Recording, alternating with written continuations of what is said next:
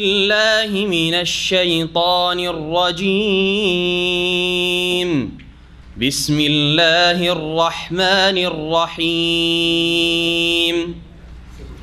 هل أتاك حديث الغاشية وجوه يومئذ خاشعة عاملة ناصبة تصلى نارا حامية تسقى من عين آنية ليس لهم طعام إلا من ضريع لا يسمن ولا يغني من جوع وجوه يومئذ ناعمة لسعيها راضية في جنة عالية لا تسمع فيها لاغية فيها عين جارية فيها سرر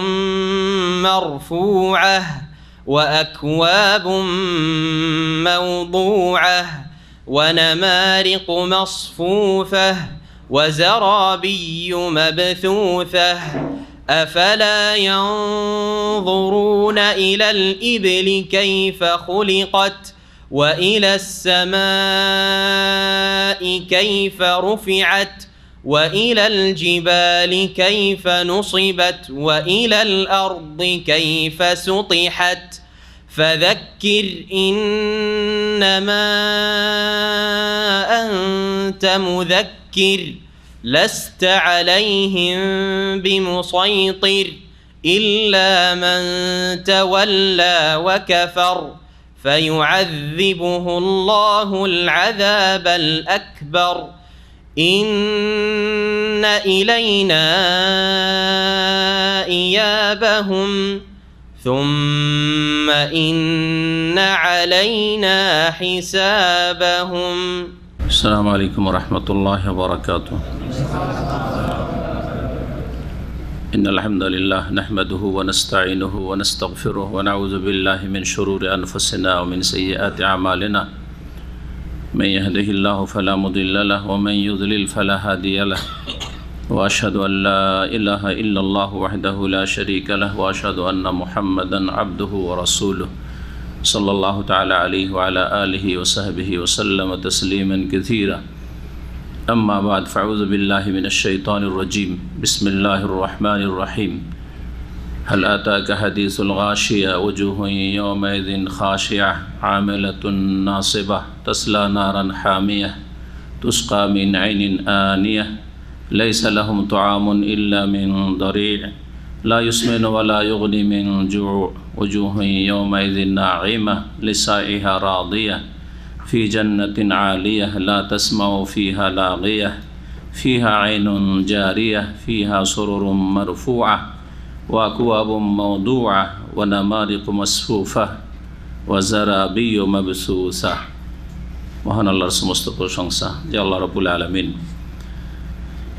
মানুষকে সৃষ্টি করেছেন এবং মানুষের এক সময় এই দুনিয়ার জীবনের সমাপ্তি রেখেছেন মৃত্যুর মাধ্যমে, আর তারপরে একটা জীবন রেখেছেন আল্লাহ রাব্বুল আলামিন, বারজাখি জীবন, আখিরাত, কিয়ামত এবং দুনিয়ার মাঝখানের জগৎ যেটা পারলৌকিক জগৎ, কিন্তু সেটা কিয়ামতের পূর্বের জগৎ। আল্লাহ রাব্বুল আলামিন পরকালে মানুষকে দুই ভাগে ভাগ করবেন। যেমন দুনিয়াতে মানুষ দুই ভাগে বিভক্ত হয়েছে, সৎকর্মশীল সলেহীন এবং অসৎ মানুষ কাফেরিন ফাসিকিন পাপিষ্ট।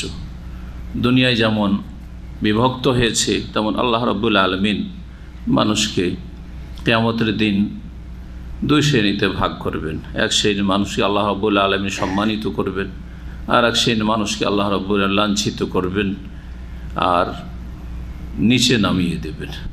সুম্মা রাদাদনাহু আসফালা সাফিলিন।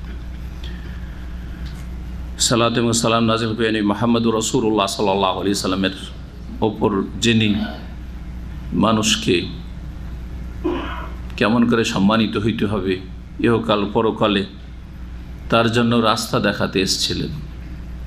কি করে আপনি ভাগ্যবান হতে পারবেন আখেরাতে, পরকালে, চিরস্থায়ী জগতে, তার জন্য পৃথিবীতে এই দুনিয়ায় কর্মজীবনে কি করণীয়, কি আদর্শ গ্রহণ করতে হবে, সেই শিক্ষা একমাত্র রাসূলুল্লাহ সাল্লাল্লাহু আলাইহি সাল্লামের মাধ্যমেই মানব জাতি পেয়েছে। সর্বশেষ শিক্ষা, আদর্শ শিক্ষা সারা বিশ্বের সমস্ত মানুষের জন্য যাকে আদর্শ করে পাঠিয়েছেন, যার কাছে আসমানি দিক নির্দেশনা নাজিল করেছেন মানুষকে রাস্তা দেখানোর জন্য, যাতে করে তারা সফলতা লাভ করতে পারে, তারা আখেরাতের ভয়াবহ অবস্থা থেকে, মহাশাস্তি থেকে বাঁচতে পারে।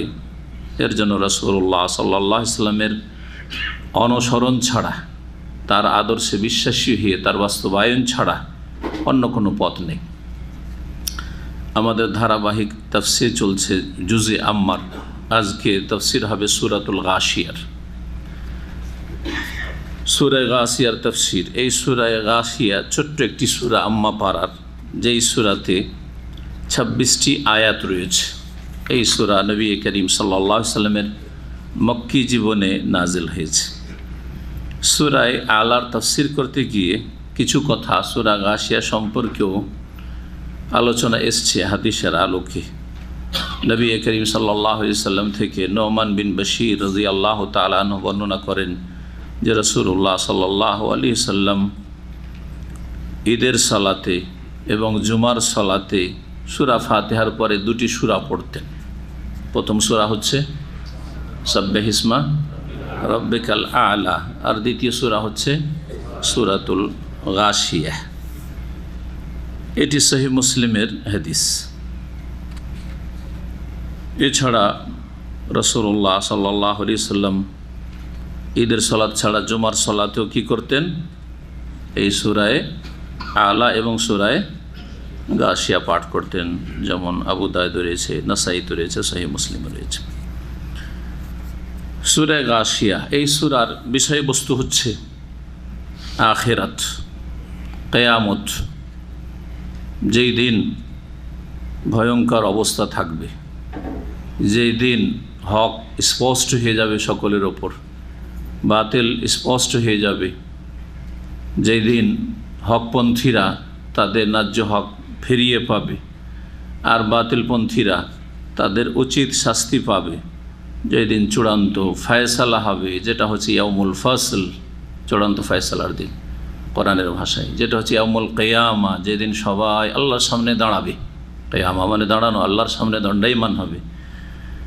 যেই দিনটির নাম হচ্ছে আল গাশিয়া, সমস্ত মানুষকে বিপদ ঢেকে নেবে, বিপদ ঘিরে ফেলবে। এই কিয়ামতের অনেকগুলি নাম কোরআনে কারিমে, গুণবাচক নাম উল্লিখিত হয়েছে। সূরাতুল গাশিয়া এর নামকরণ এই গাশিয়া শব্দ থেকে। প্রথম আয়াতে রয়েছে হাল আতাকা হাদিসুল গাশিয়া। হাদিস মানে বিবরণ, হাদিস মানে বর্ণনা, হাদিস মানে কথা। আর গাশিয়া ইসিম ফাইল মুয়ান্নাসের সেগা, ওয়াহিদ মুয়ান্নাস। গাশিয়া ইয়াগশা থেকে, ওর মানে হচ্ছে ঢেকে নেওয়া, সমাচ্ছন্ন করা, আচ্ছাদিত করা, এসব মানে। সেই দিনের ভয়ঙ্কর অবস্থা মানুষকে চারিদিক থেকে ঢেকে নেবে। কোনো মানুষ এই ভয়ঙ্কর অবস্থা থেকে মুক্তি লাভ করতে পারবে না। নিজের ঈমান আমলের ভিত্তিতে আল্লাহর রহমত সেই দিন মানুষকে রক্ষা করবে। রব্বুল আলামিনের রহমত এবং আল্লাহর রহমত তাদের ওপর হবে সেই দিন যারা হচ্ছে মূলত ঈমানদার এবং সৎকর্মশীল। ইন্নাল্লাযীনা আমানু ওয়া আমিলুস সালিহাত কানাত লাহুম জান্নাতুল ফিরদাউসি নুজুলা। এই সূরা তাফসীর সরাসরি মহান আল্লাহ ইরশাদ করেছেন হাল আতাকা হাদিসুল গাশিয়া। হাল মানে কি? হাল মানে কি? জি, হাল একটি হারফ, এমন একটি অক্ষর, আরবি ভাষায় যতগুলি শব্দ আছে 3 ভাগে ভাগ করা হয়েছে, ইসম, ফেল এবং হারফ। ইসম যেগুলি হচ্ছে নাম, নাম সর্বনাম, এগুলি হচ্ছে সব হচ্ছে নাউন, প্রোনাউন সব হচ্ছে ইসম। আর ফেল ক্রিয়া, জি ভার্ব যতগুলি রয়েছে এগুলি হচ্ছে ফেল। আর হারফ হচ্ছে যে নিজে স্বয়ং সম্পূর্ণ নয়, অন্যের সাহায্য নিয়ে অর্থ প্রকাশ করে। শুধু হাল কোনো অর্থ প্রকাশ পাবে না, জি, কিন্তু হাল যখন আতাকার সাথে এসছে তখন নিজের অর্থ প্রকাশ করছে। এ হচ্ছে হারফের সংজ্ঞা। ফেলের মধ্যে কালও আছে, অনেকটা কালের সাথে সম্পর্কিত, 3টি কালের, আর তার অর্থ নিজেই অর্থ বহন করতে, অর্থ প্রকাশ করতে স্বয়ং সম্পন্ন। সে মেরেছে, সে খেয়েছে, সে খাবে, জি, সে খাচ্ছে, জি হ্যাঁ, অর্থ প্রকাশ করছে এবং তাতে একটা কালও রয়েছে। আর ইসম হচ্ছে নাম, কোনো স্থান, ব্যক্তি, বস্তু, যে কোনো কিছুর একটা নাম নিজের অর্থ প্রকাশ করতে পারে, কিন্তু তাতে সময় কাল পাওয়া যায় না, কালের সাথে তার কোনো সম্পর্ক নেই। এ হচ্ছে হারফ। হাল মানে এমনি কি, কিন্তু এখানে কাদের অর্থে ব্যবহৃত, কাদটাও হারফ। কাদ মানে নিশ্চয়, নিশ্চয়। বেশ কিছু আরবি অক্ষর রয়েছে যেগুলির অর্থ নিশ্চয় হয়। তার মধ্যে একটি হচ্ছে কাদ, কাদ আফলাহা মান তাযাক্কা, নিশ্চয় সফল কামরা, জি। কাদ আফলাহাল মুমিনুন, জি। ঠিক এখানে হাল আতাকা মানে কাদ আতাকা হাদিসুল গাশিয়া, আল্লাহ জিজ্ঞাসা করছেন, কিন্তু জিজ্ঞাসা মানে এই নয় যে জিজ্ঞাসা করে আমাদের ছেড়ে দিচ্ছে, বরং এখানে নিশ্চিতভাবে আল্লাহ বলতে চাইছেন যে নিশ্চয় এটা হয়েছে, এই খবর তোমাদের কাছে, এই কথাগুলি তোমাদের কাছে পৌঁছে গেছে, জি। তো বলছেন আল্লাহ রাব্বুল হাল আতাকা হাদিসুল গাশিয়া। আতাকা, আতা মানে কি? আতা মানে আশা। মাশাআল্লাহ, আরবি জানছেন। আমি যদি এটাকে বলি আতা, আতা মানে কি? আতা নয়, আইন দিয়ে নয়। ফামান আতা ওয়াত্তাকা ওয়াসাদ্দাকা বিল হুসনা। আতা মানে দেওয়া, প্রদান করা, আমাদের জানা আছে। হামজা, আইন, ত, ইয়ার উপর খাড়া আলিফ, জি। আতা, আতা ইউতি মানে দেওয়া, জি হ্যাঁ। কিন্তু এটা লিখতে একই রকমের, শুধু পার্থক্য আতা আর আতা। আতা আর আতা কি পার্থক্য দেখি? হ্যাঁ, আতা মানে বললেন এখানে আতা আছে না আতা আছে? হ্যাঁ, আতা বলছে অনেকে, খাড়া আলিফ আছে এর উপর। আতা, আতা মানে আশা এখানে, ঠিক। আর আতা মদ, খাড়া, খাড়া আলিফের উপরে, হ্যাঁ জি। এর মানে কি? আতাই তোকা, হ্যাঁ দিয়েছি, দেওয়া। ওই আতা আর আতা একই অর্থ, দেওয়া, জি। ওয়া আতাকুম মিন কুল্লি মা সাআলতুমু, আল্লাহ বলছে সূরা ইব্রাহিমে, আল্লাহ তোমাদেরকে প্রদান করেছেন, দিয়েছেন, মিন কুল্লি মা সাআলতুমু, যা তোমাদের মনটা চেয়েছে, তোমরা যা চেয়েছো, যা তোমাদের প্রয়োজন আল্লাহ মিটিয়েছেন। বরং আমরা বাস্তবে এমনি আল্লাহর কাছে যা চাই, তার চাইতে যেগুলো আমাদের প্রয়োজন কিন্তু চাইনি, বরং চাওয়ার ক্ষমতা ছিল না, সেগুলি অসংখ্য।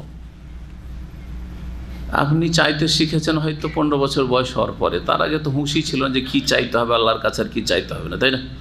সাবালক হয়েছেন, বুঝতে শিখেছেন, এখন ভালো চাইতে হবে আল্লাহর কাছে। চেয়েছেন, কটা চেয়েছেন? হাতে গোনা কয়েক কিছু চেয়েছেন হয়তো। মুমিন হইলে দুনিয়া আখেরাত দুই জগতের কিছু চেয়েছেন, কিন্তু চাওয়ার বয়স হওয়ার আগে যেগুলি আল্লাহ দিয়েছেন, মায়ের পেট থেকে শুরু করে, তার আগে থেকে শুরু করে, তারপরে মাতৃগর্ভ দুনিয়া আসা, তারপরে আপনার বাল্য জীবন, ওয়া আতাকুম, তোমাদেরকে আল্লাহ দিয়েছেন, জি হ্যাঁ। কত কি দেশ চিন্তা করুন তো দেখি।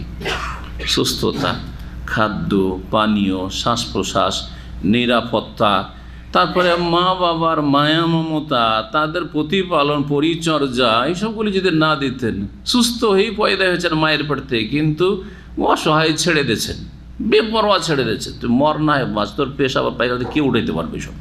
ওইসব কে ময়লা আবর্জনা গন্ধ বরদাস্ত করতে পারবে? তো এখানে আসতে পারতেন? হুঁশ তো নেই, মনে করছেন যে এইরকমই চিরকাল ছিলাম। তাদের হক ভুলে গেছেন। তারা যেই সময় আপনাকে বড় করেছে সেই সময় আপনি অসহায় ছিলেন আপনি, জি, এবং আপনার জন্য সার্বিক কল্যাণ চেয়েছে। আপনি দীর্ঘায়ু হন, দীর্ঘদিন বাঁচুন, দীর্ঘদিন সুস্থভাবে থাকুন, আপনি সারা জীবনটা সুস্থ থাকেন। চেয়েছেন না? চাই নাই? মা বাবা এটাই চেয়েছেন না? আর মা বাবা বৃদ্ধ হইলে যতই ভালো মানুষ হন না কেন, তাদের সুস্থতা চাইলেও যখন তারা বেশি অসুস্থ হয়ে যায় তখন জানটাকে ছাড়াবার চেষ্টা করেন। কথা বুঝতে পারছেন না? পারছেন না? অর্থাৎ কি চেষ্টা করেন আপনারা? ও আল্লাহ সুস্থ করুক, আর না হলে সহি সালামত দুনিয়া থেকে চলে যাক, ঠিক কিনা? আর বরদাস্ত করতে পারছেন না, পেশাব পায়খানা টানতে পারছেন না, আর মানে এই বাপ মা যে অচল হয়ে গেছে, বিছানা ধুয়ে নিয়েছে, বাথরুমে নিজে যেতে পারছে না, কাপড় নিজের কোনো রকম ঠিক রাখতে পারছে না, আর বরদাস্ত হচ্ছে না, যেন আপনার মাথার বোঝা হয়ে গেছে। আপনার স্ত্রীর জন্য তো বড় মহাবিপদ হয়ে গেছে, ঠিক কিনা বলেন? তাহলে এক সময় বাপ মা মানুষ করেছে, সেটা কি এই বাপ মায়ের বার্ধক্যের সময়ের সাথে তুলনা করে দেখেন তো। বাপ মায়ের দৃষ্টিভঙ্গিটা আপনি যখন অসহায় শিশু ছিলেন তখন কি দৃষ্টিভঙ্গি ছিল, আর আপনার দৃষ্টিভঙ্গিটা বৃদ্ধ বাপ মায়ের ক্ষেত্রে কী রকমের দৃষ্টিভঙ্গি? খেদমত করলেও, খেদমত যারা করছেনও তারাও আর বরদাস্ত করতে পারছেন না, আর ভাই পেশাব পায়খানা টানা যাচ্ছে না। সুবহানাল্লাহ, চিন্তা করতে পেরেছেন না? বুঝতে পারছেন না কথা? যদি বুঝে থাকেন তাহলে সেই হিসাবে অন্তরটাকে ঠিক করবেন এবং সেই রকমই আগে অন্তরে সংশোধন করবেন। অন্তরের সংশোধন হইলেই তখন কথা কাজ ভালো হবে। একটুতেই বৃদ্ধ বাবা মা অচল, বিছানা ধরে নিয়েছে, চলতে পারে না, খারাপ ভাষা বেরিয়ে যাচ্ছে, বিরক্তি প্রকাশ করছে, হ্যাঁ, তারপরে যেন একটা অনীহা প্রকাশ করছে। কেন? কারণ অন্তর খারাপ হয়ে গেছে, অন্তর খারাপ হয়ে গেছে। আগে অন্তরটা ঠিক করতে হবে, কথা তখন ঠিক হয়ে যাবে অন্তর ঠিক হলে, আর কাজকর্ম সুষ্ঠুভাবে পরিচালিত হবে। আল্লাহ রাব্বুল আলামিন দিয়েছেন যা আমরা চাইনি, কিন্তু আমাদের প্রয়োজন সব কিছু দিয়েছেন। ওগুলো না হলে আমাদের চলতো না, আমরা বড় হইতে পারতাম না, ওইসব না হলে এখানে আসতে পারতাম না। চাইনি, তারপরে আল্লাহ দিয়েছেন। কত আরহামুর রাহিমিন। জি, আতাকুম মিন কুল্লি মা সাআলতুম। কথা বেড়ে যাচ্ছে, তাফসীর করছিলাম আতা এবং আতার। তাহলে এবার বুঝতে পার, আতা মানে হচ্ছে আশা, আর আতা মানে দেওয়া। জি হ্যাঁ, কী পড়বেন এখানে? হাল আতাকা, হাল আতাকা পড়বেন না। যারা শুদ্ধ পড়েন না, কোথা থেকে কোথায় অর্থ পাঠিয়ে দিলেন, তোমাদের কাছে এসে গিয়েছে কি, তোমাকে দিয়েছে কি, কত বড় ভুল করে ফেলেন আপনি। এইরকমই আমিন বলতে গিয়ে অনেকে ভুল করেন। আমিন না আমিন? আমিন মানে ইস্তাজিব, ইয়া রব, হে আল্লাহ কবুল করো। আমিন মানে এসিম ফেল, শব্দটি তো ইসিম কিন্তু অর্থ ফেলের। ইস্তাজিব আমর হাজের, কবুল করো। কিন্তু যদি আমিন বলেন, আল্লাহ আমিন, যে জানে না সেটু আমিন। আমিন আর আমিন ওর পার্থক্য কি? ও তো বুঝে না কিছু, একটা বললেই হইল। আমিন মানে কি? বিশ্বস্ত। আমিন মানে আমানতদার। ওয়াহাজ আল বালাদিল আমিন। আবার এখানে যদি বল ওয়াহাজ আল বালাদিল আমিন, কি বিপদ করলেন আপনি, ঠিক না? তাহলে কোরআন শুদ্ধ পড়তে শিখতে হবে, কোরআন শুদ্ধ পড়তে শিখতে হবে, কোরআনের অর্থ বুঝতে শিখতে হবে যে আমি আমিন বললে কি বললাম, আর আমিন বললে কি বললাম, আতাকা বললে কি বললাম, আর আতাকা বললে কি বললাম। হাল আতাকা হাদিসুল গাশিয়া। আতাকা তোমার কাছে এসেছে, কা তোমার। হাদিস মানে বললাম, এখান থেকে হাদিস বলা হয় কোরআনে কারীমকে, আল্লাহর বাণী। হাদিস মানে কথা, বাণী। আর রাসূলুল্লাহ সাল্লাল্লাহু আলাইহি ওয়াসাল্লাম হাদিসকেও হাদিস বলা হয়, কারণ সেটা হচ্ছে কথা। সে নবী সাল্লাল্লাহু আলাইহি ওয়াসাল্লামের বাচনিক কথা, অথবা তার কর্ম সম্পর্কে সেই কথাগুলি, জি, অথবা তার অনুমোদন সম্পর্কে সেই কথাগুলি। সেই জন্য সবগুলি হচ্ছে হাদিস রাসূলুল্লাহ সাল্লাল্লাহু আলাইহি ওয়াসাল্লাম। আল গাশিয়া বললাম একটু আগে, গাশিয়ার সম্পর্কে শব্দের আলোচনা। গাশিয়া আগশা মানে হচ্ছে ঢেকে নেওয়া, আচ্ছাদন করা। হে নবী, তাহলে এখানে এক বচন দিয়ে সম্বোধন করা হয়েছে কাকে? যার ওপর কোরআনে কারীম নাযিল হয়েছে, তিনি রাসূলুল্লাহ সাল্লাল্লাহু আলাইহি ওয়াসাল্লাম। একটি তাফসীর যে নবী করিম সাল্লাল্লাহু আলাইহি ওয়াসাল্লামকে সরাসরি সম্বোধন করা হয়েছে, কারণ প্রথম সম্বোধন তাকে করা হয়েছে কোরআনে কারীমে। আর পরোক্ষভাবে নবী সাল্লাল্লাহু আলাইহি ওয়াসাল্লামের উম্মত হিসাবে আমাকে আপনাকে প্রত্যেক মুসলিমকে সম্বোধন করা হয়েছে। বরং নবী করিম সাল্লাল্লাহু আলাইহি ওয়াসাল্লামের উম্মত দুই ভাগে বিভক্ত। এক উম্মত যারা ডাকে সাড়া দিয়েছে, নবীর দাওয়াতে সাড়া দিয়েছে সাল্লাল্লাহু আলাইহি ওয়াসাল্লাম, আর যারা সাড়া দেয়নি উম্মতে দাওয়াত। উম্মত হচ্ছে দুই রকমের, উম্মতে ইজাবা যারা ডাকে সাড়া দিয়েছে নবী করিম সাল্লাল্লাহু আলাইহি ওয়াসাল্লাম, যারা মুসলিম, আর যারা উম্মতে দাওয়াত মানে নবী করিম সাল্লাল্লাহু আলাইহি ওয়াসাল্লামের দাওয়াতের আহ্বানের ক্ষেত্রেও কিন্তু তারা ডাকে সাড়া দেয়নি। ইহুদ নাসারা, হিন্দু, বৌদ্ধ, খ্রিস্টান, যত বিশ্বের অমুসলিম রয়েছে সকলকে যেন পরোক্ষভাবে সম্বোধন করা হয়েছে, হে মানুষ তোমার কাছে কি আসেনি, তোমার কাছে কি আসেনি হাদিসুল গাশিয়া, সমাচ্ছন্নকারী কথা। জি, আল গাশিয়া সেই দিনের কথা, সেই দিনের কাহিনী, সেই দিনের ভয়াবহ অবস্থার কথা, যেই দিন মানুষকে বিপদ আপদ চারিদিক থেকে আচ্ছাদন করবে। সে কথাগুলি কি আসেনি? কার মাধ্যমে আসবে? এগুলো জানবে কি করে? আসবে ওহী মারফত, তা রাসূলুল্লাহ সাল্লাল্লাহু আলাইহি ওয়াসাল্লামের অনুসরণের মাধ্যমে। জি, হাল আতাকা হাদিসুল গাশিয়া। আর কেউ কেউ বলেছেন যে এখানে সম্বোধন হচ্ছে প্রত্যেক ব্যক্তিকে, নবী করিম সাল্লাল্লাহু আলাইহি ওয়াসাল্লামকে না। তাহলে প্রথমটা বললাম যে নবী সাল্লাল্লাহু আলাইহি ওয়াসাল্লামকে সম্বোধন, আর পরোক্ষভাবে আমাদেরকে সম্বোধন। আর আরেকটা হচ্ছে যে না, এখানে প্রত্যেক ব্যক্তিকে, হ্যাঁ প্রত্যেক মানুষকে যেন সম্বোধন, এক এক করে। তোমার কাছে এই খবর আসে নাই, তোমার কাছে এই খবর সংবাদ আসে নাই, তোমার কাছে এই মহাদিবস যেই দিন সমস্ত মানুষকে বিপদ আচ্ছন্ন করবে সেই দিনের খবর আসে নাই, প্রত্যেক মানুষকে যেন সম্বোধন করা হয়েছে। খেতাব লিকুল্লি ইনসান।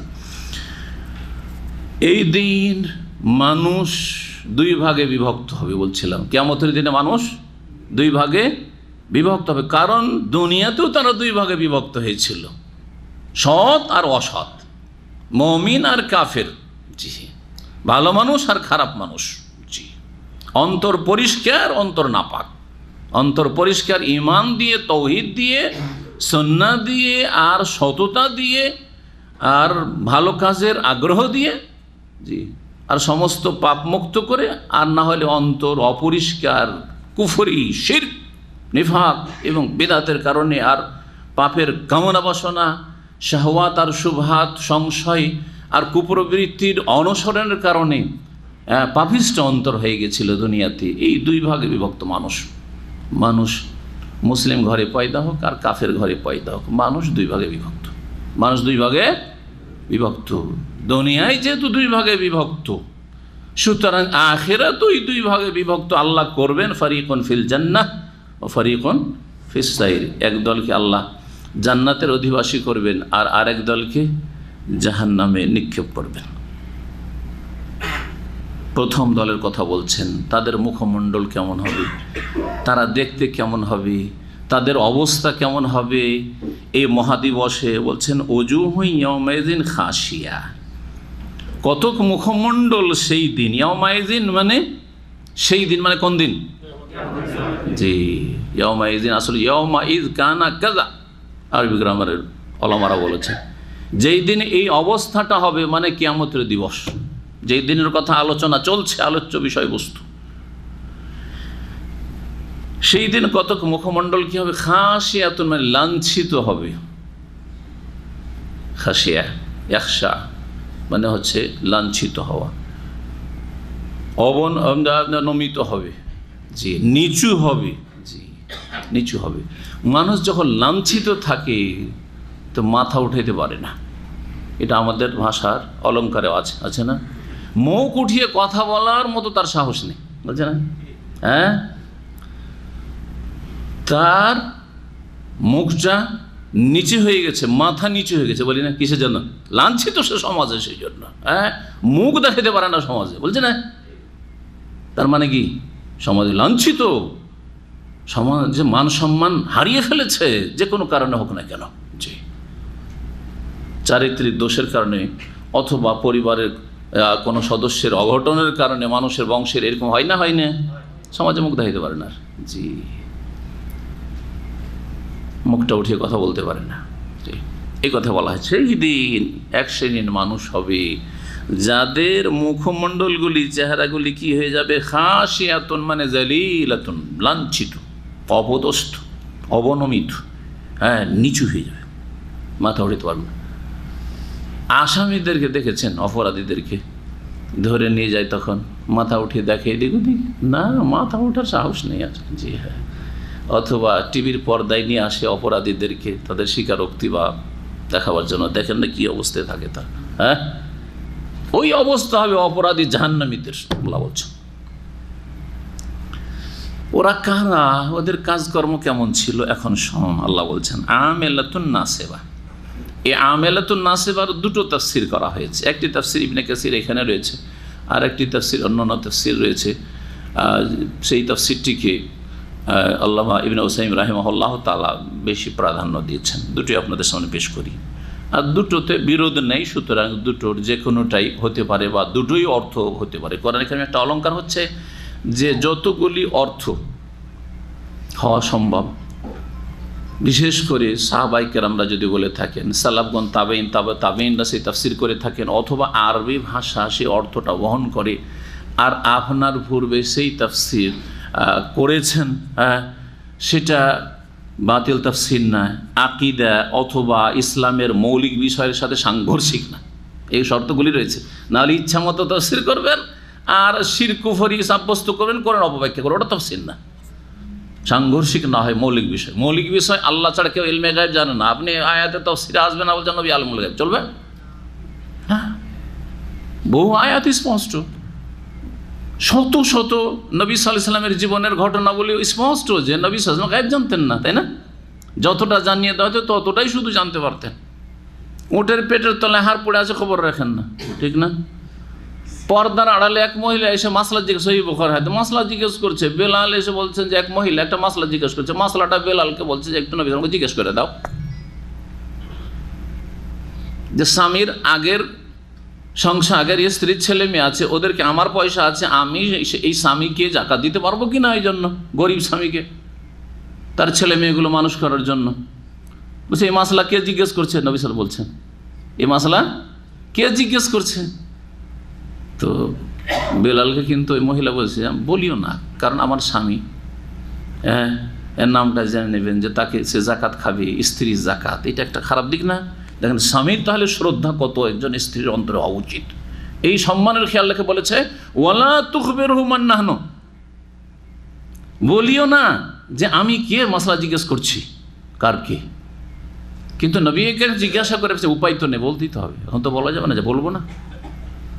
বলছেন ইয়া রাসূলুল্লাহ, একটু জাইনাব আছে। নবী সাল্লাল্লাহু আলাইহি সাল্লামকে জাইনাব বলার পরও জানতে পারছেন এই জাইনাব আমার মেয়ে না আমার স্ত্রী, দুই জাইনাব ছিল স্ত্রী নবী সাল্লাল্লাহু আলাইহি ওয়াসাল্লাম, তাই না? জাইনাব উম্মুল মাসাকিন আর জাইনাব বিনতে জাহশ, তিনটা হইল। আর এক জাইনাব জাওজাত আব্দুল্লাহ বিন মাসউদ, আব্দুল্লাহ বিন মাসউদের স্ত্রী জাইনাব। এই কয়েক জাইনাব, আরো জাইনাব মদিনা আছে, আইজু জায়ানিব, কোন জাইনাব মাসলা জিজ্ঞেস করছে? তারপরে নবী আলিমুল গায়ব, তারপর নবী আলিমুল গায়ব আর হাজির নাজির হয়ে গেলেন। মুশরিকদের আকীদা বড় শিরক, এটা আল্লাহর ইলমে গায়বে শরীক করে দেওয়া। তা আপনি খেয়াল খুশি তাফসীর করবে, এটা চলবে না। তাফসীর যাতে করে দ্বীনের মৌলিক বিষয়গুলির সাথে সাংঘর্ষিক না হয়। জি, আমেলাতুন নাসিবা, আমেলা ইসিম ফাইলের থেকে ওয়াহিদ মুয়ান্নাস, আমেলা ইয়ামালও থেকে, তাই না? আমেলা মানে ওই যে কতক চেহারা বলা হয়েছে, কতক মুখমণ্ডল, ওজুহুন, এখানে আসলে আছে ওজুহুন আমেলাতুন নাসিবা, কতক মুখমণ্ডল বা কতক ব্যক্তি এমন হবে আমেলাতুন, যারা কঠোর পরিশ্রম করেছে দুনিয়াতে। আমেলাতুন ফিদ দুনিয়া, কঠোর পরিশ্রম করেছে, আমল করেছে, এমন না যে বেআমল বেদিন ছিল, বদ্দিন ছিল, এর আগে একদিন বলেছি কিন্তু আপনাদেরকে, বেদিন আর বদ্দিনের পার্থক্য। বেদিন যারা কোনো আমল করে না আখেরাতের জন্য, হ্যাঁ, শুধু দুনিয়ার জন্য কাজ করে, এরা বেদিন। ওদের পেট শুধু দরকার, পেটের ক্ষুধা মেটাই তারা, আর লজ্জা স্থানের যৌন ক্ষুধা মেটাই। এই দুই ক্ষুধা মেটাই পশুর মতো। তাদের চরিত্র, চিন্তা চেতনা হচ্ছে পাশবিক। হাইওয়ান, একটা গরু ছাগল, হ্যাঁ, একটা কীট পতঙ্গ, তার চিন্তা চেতনা দুটা, পেট আর কি লজ্জা স্থান, যৌন চাহিদা পূরণ করা আর পেটের চাহিদা পূরণ করা। তো বেদিনদের টার্গেট হচ্ছে দুটো পৃথিবীতে, বেশি পয়সা, হ্যাঁ, বেশি প্রভাব, বড় নেতৃত্ব, দুনিয়ার স্বার্থ, জি, পেটের স্বার্থ হইল এটা। আর যৌনক্ষুধা আছে, সুতরাং জি, যৌনক্ষুধা নিবারণ। আর সেটা বিবাহের মাধ্যমে হইতে পারে, যদি নামে মাত্র মুসলিম হয়, আর জেনাতে হইতে পারে। আর যদি এতে বিশ্বাসী, বিবাহতে বিশ্বাসী না হয়, যেমন আজকাল অধিকাংশ বেদিন, তো যৌনক্ষুধা বাস, লিভ টুগেদার, যেভাবে হোক না কেন, সে সমকামিতাও তাদের হইতে পারে, পুরুষে পুরুষে বিয়ে হইতে পারে, মহিলা মহিলা বিয়ে হইতে পারে, তাই না? এই পাশবিক চরিত্র বেদিনেরা। আর বদ্দিন কারা? যারা আখেরাতের জন্য কর্ম করে কিন্তু ভ্রান্ত কর্ম করে, শিরকি আমল করে, বেদাতি আমল করে, এক আল্লাহর জন্য করে না, মনে করে যাদের জন্য করছি তারা আমাকে পার করে দেবে, তারা আমাকে জাহাজে করে নিয়ে চলে যাবে হাসরের মাঠে। জি, যাদেরকে সন্তুষ্ট করতে চাইছি তারা উদ্ধার করে দেবে সেই হাসরের মাঠে। অথবা আল্লাহর জন্য করলেও রাসূলুল্লাহ তরিকে করে না, এত বড় বড় হুজুরে কিবলা, এত বড় বড় ইমামে আজম ছিলেন, তাদেরকে মানতেই হবে। তারা কি ভুল করতে পারেন? রসুলের মতো করে মানা শুরু করলো সাল্লাল্লাহু আলাইহি ওয়াসাল্লাম, বুঝতে পেরেছেন না? সুতরাং বেদাতি কাজ শুরু করলো, সালাত আদায় করে, নামাইতো পড়ে, যায় নামাজের দোয়া পড়ে, ইক্তাদায় তো বিহাজাল ইমাম পড়ে, সালাতের পর সম্মিলিত মোনাজাত করে। কারণ এত বড় বড় আলেমরা করেছেন, নবী সাল্লাল্লাহু করেছেন না, ওটা দেখার বিষয় না, এত বড় আলেমরা করেছেন। মিলাদ করে, নবী সাল্লাল্লাহু করেছেন, এটা দেখার বিষয় না। আরে এত লাখ লাখ খুঁজে আমাদের সবাই করছে, আর আপনি কি বলেন এটা? আপনারা কয়জন বলছেন যে এটা করা যাবে না? সবাই তো বলছে করতে হবে, তাই না? জি হ্যাঁ, এদের সম্পর্কে এ আয়াত। আমেলা, তারা আমল করেছে, কর্ম করেছে, বদ্দিন ছিল, জি, আমল তো করেছে না, সেবা এবং শুধু আমল না, কঠোর পরিশ্রম করেছে, পরিশ্রান্ত হয়ে গেছে, ক্লান্ত হয়ে গেছে আমল করে। এত আমল করেছে যে ক্লান্ত হয়ে পড়েছে, কঠোর পরিশ্রমী। জি, বিদাতিদের জিকির আজকার, জিকির করতে করতে হ্যাঁ পাগল হয়ে যায়, আর মুখের ফেনা শুকিয়ে যায়, আর সুবহানাল্লাহ সারা রাত জিকির, চিল্লা চিল্লা জিকির, হু হু আল্লাহু, আর কত কি, যাদের যত বেদাতি কর্মকাণ্ড রয়েছে, করছে না? বাপ মায়ের জন্য খরচ করতে গিয়ে, বাপ মাকে জান্নাতে পাঠাবে সেই জন্য খরচ করতে গিয়ে 2, 4, 5 লাখ 10 লাখ টাকা ধসিয়ে দিল, কঠোর 50 লাখ, 50 লাখও খরচ করে, আমল করেছে, কিন্তু নবী সাল্লাল্লাহু আলাইহি ওয়াসাল্লামের তরিকায় না, সেবা কঠোর পরিশ্রম করেছে, 2, 4, 5 বছরের পরিশ্রম করা টাকা সব খরচ করে দিয়েছে বাপ মায়ের জন্য খরচ করলাম। তারপরও তাসলা নারান হামিয়া, প্রবেশ করবে। তাসলা, সালিয়া আসলা মানে হচ্ছে, বা সালাহ আসলা মানে হচ্ছে দাখিল হওয়া, প্রবেশ করা। নারান হামিয়া, জি, জ্বলন্ত উত্তপ্ত আগুনে। হামিয়া বা হামিয়া ইয়াহমি, এর মানে হচ্ছে জ্বলন্ত, তারপরে এর মানে হচ্ছে গরম, প্রচণ্ড গরম, জি, উত্তপ্ত। তাসলা নারান হামিয়া, প্রবেশ করবে তারা, কঠোর পরিশ্রম করেছিল, প্রচণ্ড মেহনত পরিশ্রম করে আমল করেছিল, তারপরেও প্রবেশ করবে জ্বলন্ত আগুনে। কোথায় যাবে? জ্বলন্ত আগুন, জাহান্নামে যাবে। এবার বুঝতে পেরেছেন? এই তাফসীর স্বয়ং আমিরুল মুমিনিন ওমর ইবনে খাত্তাব রাদিয়াল্লাহু তাআলা আনহু করেছেন। তাফসীর ইবনে কাসির রয়েছে। ইমাম হাফেজ আবু বকর আল বুরকানি বর্ণনা করছেন আবু ইমরান আল জৌনি থেকে, যে মাররা ওমর ইবনে খাত্তাব রাদিয়াল্লাহু বে দাইরে রাহিবিন, ওমর রাদিয়াল্লাহু তাআলা আনহু একজন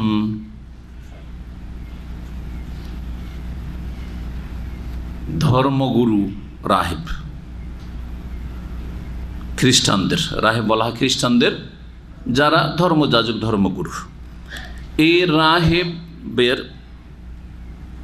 ইবাদতখানা বা উপাসনালয়ের পাশ দিয়ে অতিক্রম করছিলেন। বনে জঙ্গলে তারা একটা কোণে ঘর তৈরি করত, আর সেখানে সংসার ত্যাগী বৈরাগী হয়ে একেবারে একাকী জীবনযাপন করত, আর কঠোর পরিশ্রম করে ইবাদত করত। তাদের না খাওয়া দাওয়া, না কোনো রকমের ভালো পরিষ্কার পরিচ্ছন্নতা, আর না তাদের বিবাহ শাদী, আর না তাদের পৃথিবীর নিয়ামতের সাথে কোনো সম্পর্ক। খেয়ে না খেয়ে কঠোর পরিশ্রম করে ইবাদত উপাসনা করা, এই ছিল কাজ এই রাহেবের। তালাফা না দাহুইয়া রাহেব, ওমর রাদিয়াল্লাহু তাআলা আনহু সেই ধর্মগুরুকে খ্রিস্টানদের ডাকলেন। ফাশরাফা, সে উকি মেরে দেখলো। কাল ফাজালা ওমর ইয়ানজুর ইলাইহি ওয়া ইয়াবকি, ওমর রাদিয়াল্লাহু তাআলা আনহু ওর দিকে তাকিয়ে কান্না শুরু করে দিলেন, কাঁদতে লাগলেন। কাঁদতে লাগলেন এই লোকের কঠোর পরিশ্রম দেখে, মেহনত দেখে, তার ইবাদতে উপাসনায়। ফাকিল লাহু ইয়া আমির আল মুমিন মা ইউবকিক মিন হাযা। সাথী সঙ্গীরা ছিলেন, সম্ভবত শাম দেশের সফরে যাচ্ছিলেন, কারণ ওই দেশে খ্রিস্টান ছিল বেশি, প্যালেস্টাইনে, শাম দেশে। ওমর রাদিয়াল্লাহু তাআলা আনহু ফিলিস্তিন প্যালেস্টাইন বিজয়ের পরে সফর করে স্বয়ং নিজেই গিয়েছিলেন সেখানে এই খ্রিস্টানদের সাথে চুক্তিপত্রে সই করার জন্য বা চুক্তি সম্পাদন করার জন্য। ওমর রাদিয়াল্লাহু তাআলা কান্না দেখে তার সাথী সঙ্গীরা সহচররা বললেন যে, হে আমিরুল মুমিনিন, এই লোককে দেখে আপনার কান্নার কারণ বা কি? কাফের, বিজাতি খ্রিস্টান, এর অবস্থা দেখে আপনি কাঁদছেন কেন? কালা যাকারতু কাউলাল্লাহি আযজা ওয়া জাল্লা ফি কিতাবিহি আমিলাতুন নাসিবা তাসলা নারান হামিয়া। মহান আল্লাহর কোরআনে কারীমে সূরা গাশিয়াতে যে আয়াত রয়েছে, এই আয়াত স্মরণ হয়েছে এই লোকের ক্ষেত্রে, এই শ্রেণীর লোকের ক্ষেত্রে, লোকদের ক্ষেত্রে। বলি আমার কান্না শুরু হয়েছে। আমেলাতুন নাসিবা, আমল করবে তারা, নাসিবা কঠোর পরিশ্রমী হবে, পরিশ্রান্ত আর ক্লান্ত হয়ে যাবে মেহনত পরিশ্রম করে ইবাদত বন্দেগীতে। তারপরেও তাসলা নারান হামিয়া, জ্বলন্ত উত্তপ্ত আগুনে প্রবেশ করবে। ফাযালিকাল্লাযী আবকানি, হায় এর অবস্থা দেখে আমি কেঁদে ফেলেছি, কান্না থামতে পারিনি। ইস, এত পরিশ্রম, এত মেহনত, জীবনের কোনো স্বাদ নিল না সারা জীবন। দুনিয়াতেও আযাব, দুনিয়াতেও আযাব শাস্তি, আর মরলেও আযাব, মরলেও আযাব, এত পরিশ্রম করে। কারণ আসমানি দিক নির্দেশনা, হেদায়েতনামা মোতাবেক আদর্শ তার কাছে নেই, ভ্রান্ত পথের পথিক, ভ্রান্ত পথে মেহনত হয়েছে। যেমন সূরাতুল কাহফের শেষ দিকে আল্লাহ বলেছেন, কুল হাল নুনাব্বিউকুম বিল আখসারিনা আমালা আল্লাযীনা দাল্লা সাইয়ুহুম ফিল হায়াতিদ দুনিয়া ওয়া হুম ইয়াহসাবুনা আন্নাহুম ইহসিনুনা সুনআ। হে নবী বলে দাও, হাল নুনাব্বিউকুম বিল আখসারিনা আমালা, তোমাদেরকে বলে দেব কি ওই সব লোকদের সম্পর্কে যারা কর্ম করে, আমল করেও অধিক ক্ষতিগ্রস্ত, আমল করেও বেশি ক্ষতিগ্রস্ত। ডিউটি করলেন, বেতন পেলেন, আরো মার খেলেন কফিলের কাছে। আপনার মতো ক্ষতিগ্রস্ত আর কি আছে, তাই না? ডিউটি করলেন, বেতন পাওয়া উচিত ছিল, বেতন পেলেন না, আর মার খেলেন, লাঞ্ছিত। একটা লোক ডিউটি করেনি, বেতনও পায়নি, মারও খায়নি, ইজ্জতের সাথে বাড়ি ঘরে আছে, যায়নি ডিউটিতে। বেশ, ওর একটা ক্ষতি হইলো, বেতনটাই পায়নি, আর কোনো ক্ষতি নেই, তাই না? আর এক লোক ভালো সহি ডিউটি করেছে, সুন্দরভাবে ডিউটি করেছে, বেতন পেয়েছে, হক পেয়েছে, সম্মান পেয়েছে, ইজ্জতের সাথে বিদায় হয়েছে। কত সম্মানিত। বেশি ক্ষতিগ্রস্ত আর লাভবান। তাহলে তিন শ্রেণীর লোকের কথা বললাম কি বললাম না? বুঝতে পেরেছেন কথা? জি, বেশি ক্ষতিগ্রস্ত, শুধু ক্ষতিগ্রস্ত, আর সফল, লাভবান। জি, সফল হইতে হবে। সেটা হচ্ছে সঠিক তরিকার আমল করতে হবে। জি হ্যাঁ, সঠিক তরিকার আমল করতে হবে, আমল সঠিক, সুতরাং প্রতিফল নিশ্চিত, ভালো ফলাফল নিশ্চিত। ক্ষতিগ্রস্ত বেশি, ওই আয়াতের কথা, সূরা কাহফের আয়াতের কথা বলছিলাম। কারা বেশি ক্ষতিগ্রস্ত আমল করেও? আল্লাযীনা দাল্লা সাইয়ুহুম ফিল হায়াতিদ দুনিয়া, ওরা যাদের মেহনত পরিশ্রম আমলগুলি হয়েছিল ভুল পথে, পার্থিব জগতে তাদের মেহনত হয়েছিল দাল্লা, ভ্রান্ত পথে, গুমরাহির পথে, ভুল পথে মেহনত করেছিল। ওয়া হুম ইয়াহসাবুন, কিন্তু তারা ভুলকে ভুল বুঝেনি। কি মনে করেছিল? তাদের ধারণা ছিল আন্নাহুম ইউহসিনুনা সুন্নাহ, তারা ভালো কাজ করছে, ভালো কথা বলছে। নামাজ তো পড়ছি, তোমরা পড়ো না, তোমাদের নামাজ হয় না, তুমি নিয়তি করো না।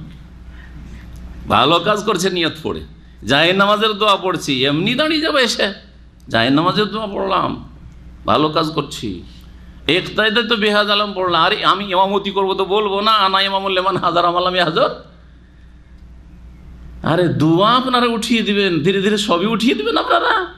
হ্যাঁ, আল্লাহ দোয়া করতে বলেনি, আল্লাহ সম্মিলিত দোয়া করতে বলেছেন। আর বলেছেন যে ইমামকে ভেড়া দাও, তোমার কি দরকার না দরকার সব ইমাম জানে, তুমি কিচ্ছু জানো, শুধু আমিন আমিন করতে থাকো। আছে কোথাও?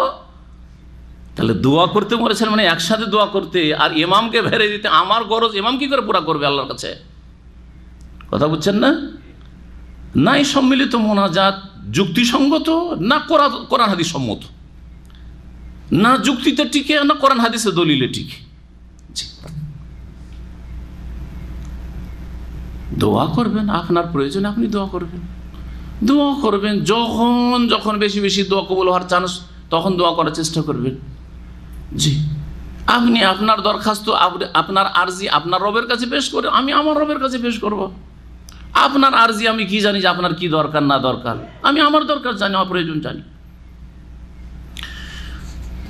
বহু বিদআত যারা করছে আর শিরক করছে, কিসের জন্য শিরক করছে? মাজারে সেজদা করছে কিসের জন্য? জান্নাত পাওয়ার জন্য, যে এই যাকে সেজদা করছে জান্নাতে নিয়ে যাবে। পীরের মুরিদ হচ্ছে কিসের জন্য? এই পীর বড় বড় জাহাজ নিয়ে আসবে, বোঝা গেছে না? আর ঘাম কোথায়? ও ঘামের কোনো চিন্তাই নেই। পীর আছে কোনো চিন্তা নেই, কার ঘাম হবে? যার পীর নেই। যার পীর নেই সে ঘামে ডুববে, বোঝা গেছে? অহম ইয়াহসাবুনা আন্নাহুম ইউহসিনুনা সুন্নাহ, মনে করছে খুব ভালো কাজ করছে, কিন্তু সবচেয়ে বেশি ক্ষতিগ্রস্ত, সবচেয়ে বেশি ক্ষতিগ্রস্ত। ভালো করে শুনেন। জি, নবী করিম সাল্লাল্লাহু আলাইহি সাল্লামকে জীবনে প্রত্যেকটি ক্ষেত্রে আদর্শ মনে করে আর তার লাইফটা জেনে তার তরিকা মোতাবেক ইসলাম পালন করতে হবে, তাহলে আল্লাহ কবুল করবে। এটা হচ্ছে ইসলাম, এটা হচ্ছে আদর্শ, এটা হচ্ছে উসওয়াতুন হাসানা, উত্তম আদর্শ। উসওয়া হাসানা রাসূলুল্লাহ সাল্লাল্লাহু আলাইহি ওয়াসাল্লাম ছাড়া কেউ না, আর কোনো কিছুই না, কোনো আদর্শ না। তো আসুন, এখন একটি তাফসির করলাম কিসের?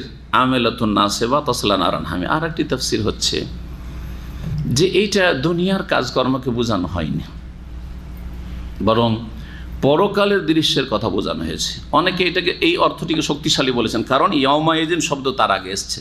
তাহলে আলোচনাই চলছে কিসের? সেই দিনের। কোন দিনের? কিয়ামতের দিনের। কিয়ামতের দিনে আমেলাতুন নাসিবা তাসলা নারান হামি, তাহলে দুনিয়ার কথা নয়, এটা তারা বলতে চেয়েছে। আমেলাতুন নাসিবা, জি, কর্মক্লান্ত হবে। আমেলা মানে কর্মক্লান্ত হবে, কর্ম করে মেহনত করে যেমন মানুষ ক্লান্ত হয়, সেই ক্লান্তি থাকবে জাহান্নামীদের শরীরে, চেহারায়। আর নাসিবা, আর পরিশ্রান্ত থাকবে, কর্মক্লান্ত আর পরিশ্রান্ত থাকবে। এই অবস্থায়, কর্মক্লান্ত অবস্থায় আর পরিশ্রান্ত অবস্থায় তাসলা নারান হামিয়া, জ্বলন্ত উত্তপ্ত আগুনে প্রবেশ করবে। কেমন কথা! আবার আখেরাতে কিসের ডিউটি লাগবে? জেলখানাতে ডিউটি লাগে না? কঠোর পরিশ্রমের সাথে কিছু কিছু কয়েদিদের জেল হয় না? হয় না? হয় না? হ্যাঁ, কি বলে? সশ্রম কারাদণ্ড। হ্যাঁ, এ ভাষা তো জানা আছে। তো এইটা দুনিয়াতেই যখন হচ্ছে, জাহান্নামে হবে না? সশ্রম কারাদণ্ড জাহান্নামে। জি, এগুলো কথা শুধু যুক্তিতে না, কোরআনে কারিমে রয়েছে। কোরআনে কারিমে রয়েছে যে জাহান্নামীদের গলাতে কি থাকবে? আগলাল। এজিল আগলাল ফি আনাকিহিম, সূরা গাফির আয়াত নম্বর ৭১ এবং ৭২ দেখুন। কয়েকটি আয়াতে কোরআনে কারিমে এই আগলাল আর সালাসের কথা রয়েছে। সূরা দাহরে রয়েছে, হ্যাঁ, ইন্না আ'তাদনা লিল কাফিরিনা সালাসিলা ও আগলালাম ও সাইরা। কাফিরদের জন্য আল্লাহ রাব্বুল আলামিন সালাসিল মানে শেকল, আর আগলাল আর বেড়ি, জি, মালা পরিয়ে দেবে, জাহান্নামের আগুনের মালা, বেড়ি পরিয়ে দেবে, গলাতে ফাঁস লাগানো থাকবে। জি, আর সে কি যেমন তেমন হালকা মনে করছেন যে রশি? না না, এত ভারী হবে, এত ওজনের হবে, এত ওজনের হবে যে নড়তে পারবে না, চলতে পারবে না, টেনে হেঁচড়ে নিয়ে যাওয়া হবে। কত পরিশ্রান্ত হবে। আপনার শরীরে যদি 10-20 কিলো ওজন চাপিয়ে দেওয়া হয়, চলো 10 কিলোমিটার, কি অবস্থাটা হয়? তাহলে তাদের হাজার হাজার মনের যদি সালাসিল আর আগলাল তাদের গলায় আর তাদের পায়ে আর তাদের হাতে লাগানো হয়, হাতে আর পায়ে আর গলায়, তাহলে কি অবস্থাটা হবে? এজিল আলা আগলালু ফি আনাকিহিম, তাদের গলাতে কি থাকবে? বেড়ি লাগানো থাকবে। ওয়াসালাসিলু, হ্যাঁ, ফিহা ইউসহাবুন, আর সালাসিল থাকবে, শেকল থাকবে পায়ে, যাতে কি হবে? তাদেরকে টেনে হিঁচড়ে নিয়ে যাওয়া হবে। সুম্মা ফিন্নার ইউসজারুন, তারপরে তাদেরকে জ্বলন্ত আগুনে বা আগুনে তাদেরকে কি করা হবে? জ্বালানো হবে। সূরা ইয়াসিনে রয়েছে, ইন্না জাআলনা ফি আনাকিহিম আগলালান, জি আগলাল, কোথাও আগলাল সালাসিল দুটোর কথা রয়েছে, কোথাও আগলাল কথা রয়েছে। এতে ইবনে উসাইমিন রাহিমাহুল্লাহ তার এই আম্মাপাড়া তাফসিরে বলছেন যে এত ক্লান্ত পরিশ্রান্ত হয়ে থাকবে আর জাহান্নামে জ্বলতে থাকবে আর এইসব লাগানো থাকবে। এই হচ্ছে আযাব, আযাব ফাওকাল আযাব, আযাবের উপর আযাব, শাস্তির উপর শাস্তি। আল্লাহ রাব্বুল আলামিন যেন আমাদেরকে জাহান্নাম থেকে মুক্তি দান করেন, জাহান্নাম থেকে রক্ষা করেন, জাহান্নামের রাস্তা থেকে আল্লাহ যেন আমাদেরকে ফিরার তৌফিক দান করেন, জাহান্নামের রাস্তার উপর আল্লাহ যেন আমাদের অন্তরে ঘৃণা পয়দা করে দেন, দুনিয়াতে জান্নাতের রাস্তায় যেন চলার তৌফিক দান করেন এবং জান্নাতের রাস্তাকে আল্লাহ সহজ করে দেন। তুসকা মিন আইনিন আনিয়া, তাদেরকে পান করানো হবে। তাহলে জাহান্নামে পানি দেবেন, এমন না যে পানি দেওয়া হবে না, পানি দেওয়া হবে, কিন্তু কি পানি? মিন আইনিন, আইন মানে হচ্ছে ঝর্ণা, আইন মানে হচ্ছে প্রসরবণ, জি, সেখানে ঝর্ণা, জাহান্নামে ঝর্ণা থাকবে, কিন্তু আনিয়া মানে ফুটন্ত, আন মানে ফুটা, যে পানি ফুটছে একবারে, ফুটন্ত, ফুটন্ত ঝর্ণা থেকে তাদেরকে পান করানো হবে। আর যখন পান করানো হবে, অন্য আয়াতে রয়েছে সূরা মুহাম্মাদে, ওয়াসুকু মাআন হামিমা, তাদেরকে পান করানো হবে ফুটন্ত উত্তপ্ত পানি, এত উত্তপ্ত পানি। ফাকাত্তা, যখন পানি পান করবে তখন মুখে যে ঠোঁট আছে, মুখ আছে, সব কিছু এগুলো কি হয়ে যাবে? জি হ্যাঁ, শুধু ঝলসে যাবে না, সব, সুবহানাল্লাহ, বিভৎস অবস্থা হবে। পেটের পাকস্থলীর অবস্থা যেখান দিয়ে যাবে কি হবে, আর নাড়ি ভুঁড়ি কি হবে? ফাকাত্তা আমআহুম, তাদের নাড়ি ভুঁড়ি পাকস্থলী সব ছিন্ন ভিন্ন হয়ে গলে যাবে। সুবহানাল্লাহ, কাত্তা মানে টুকরো টুকরো হয়ে গলে যাবে, ছিন্ন ভিন্ন হয়ে যাবে। এই হচ্ছে আযাব। জি, এক তো শরীর জ্বলতে আছে, তার উপর এই আযাব হইতে আছে। পানি যখন চাইলো, পিপাসা লাগবে, ক্লান্ত পরিশ্রান্ত হয়ে আর আগুনে পানি চাইবে, তখন এই পানি দেওয়া হবে। খাবার কি দেওয়া হবে, সে খাবারের কথা আল্লাহ বলছেন। তো পানির কথা এখানে হয়ে গেল সংক্ষেপে। লাইসা লাহুম তুআমুন ইল্লা মিন দারি, আর তাদের খাদ্য দারি নামক বিষাক্ত কণ্টকযুক্ত শুকনো ঘাস ছাড়া আর কিছুই রইবে না। দারির যতগুলি অর্থ করা হয়েছে সবগুলি একসাথে বললাম। কি বললাম? দারি এমন একটা ঘাস, তাহলে ঘাস বলেছি, তাহলে ঘাস, সেটা শুকনো হলে তাকে দারি বলা হয়। শুকনো হলে কি বলা হয়? দারি বলা হয়।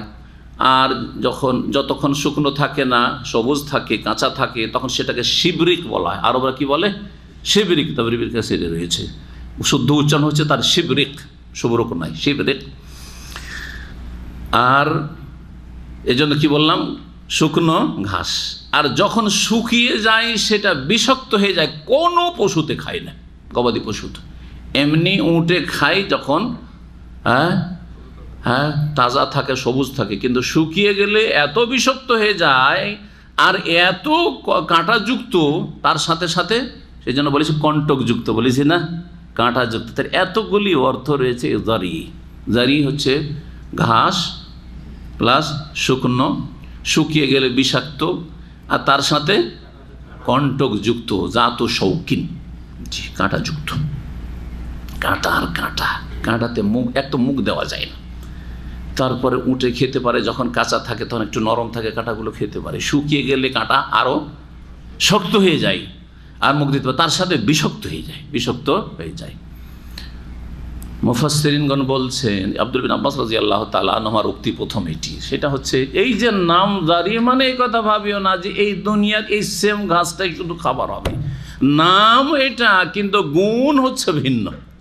নাম এটা, কিন্তু গুণ হচ্ছে, তাহলে গুণ যে কত মারাত্মক শাস্তির গুণ হবে, এতে মারাত্মক কষ্টদায়ক হবে আল্লাহ ভালো জানে। যেমন জান্নাতে যেসব নিয়ামতের কথা রয়েছে, জান্নাতে দুধ আছে না, আছে না নেই? জান্নাতে মদ আছে না, পানি আছে না, মধু আছে কি না? এ দুনিয়ার দুধ পানি আর মধুর মতো না, বুঝছে? এগুলো আসমা, শুধু নাম, কিন্তু গুণ বৈশিষ্ট্য মানুষের কল্পনার বাইরে। কারণ সূরা সাজদাতে আল্লাহ রাব্বুল ইরশাদ করেছেন, ফালা তা'লামু নাফসুম মা উখফিয়া লাহুম মিন কুররাতি আয়ুন জাযাআম বিমা কানু ইয়ামালুন। কোনো মানুষ জানে না মা উখফিয়া লাহুম, জান্নাতীদের জন্য যা লুকিয়ে রাখা হয়েছে নিয়ামত, মিন কুররাতি আয়ুন, যাতে তাদের চক্ষু শীতল হবে। চক্ষু শীতলকারী যেসব নিয়ামত আল্লাহ রেখেছে জান্নাতে, কেউ জানে না যেগুলি কত ভালো হবে, আর কত গুণের হবে, আর কত স্বাদের হবে, আর কত আরামদায়ক মজার হবে। জাযাআম বিমা কানু ইয়ামালুন, তাদের উত্তম ভালো আমলের কর্মফল হিসাবে। জান্নাতে যেমন যেসব নিয়ামত রয়েছে সেগুলি সম্পর্কে মানুষ কল্পনা করতে পারে না। কেউ জানে না মানে কি? কল্পনা করতে পারে না। এই আয়াতের তাফসীর করতে গিয়ে নবী করিম সাল্লাল্লাহু আলাইহি ওয়াসাল্লাম বলেছেন সহিহ বুখারীর হাদিসে, ফিল জান্নাতে ইন্না ফিল জান্নাতে মালা আইনুন রাআত ওয়ালা উযুনুন সামিআত ওয়ালা খাতারা আলা কলবি বাশার। জান্নাতে এমন নিয়ামত রয়েছে, এমন এমন নিয়ামত রয়েছে, মালা আইনুন রাআত, কোনো চোখে জীবনেও দেখেনি, কোনো চোখে দেখেনি। ওয়ালা উযুনুন সামিআত, কোনো কানে জীবনে এসব বিবরণ গুণ শুনে নেই। ওয়ালা খাতারা আলা কালবে বাসার, মানুষ কল্পনার জগতে কল্পনা করতে পারে যে এইরকম হইতে পারে। যেমন আমরা রাজ প্যালেস হয়তো ভিতরে গিয়ে দেখিনি, কিন্তু কল্পনা করতে পারি এরকম থাকতে পারে, তাই না? কিন্তু না, জান্নাতের নিয়ামত কল্পনার বাইরে, কল্পনাতীত। জি, কল্পনা করেও মানুষ অতদূর পর্যন্ত পৌঁছিতে পারবে না। কল্পনার জগতে মানুষ অনেক দূর পর্যন্ত কল্পনা করতে পারে, তারপরে সেখানে পৌঁছিতে পারবে না।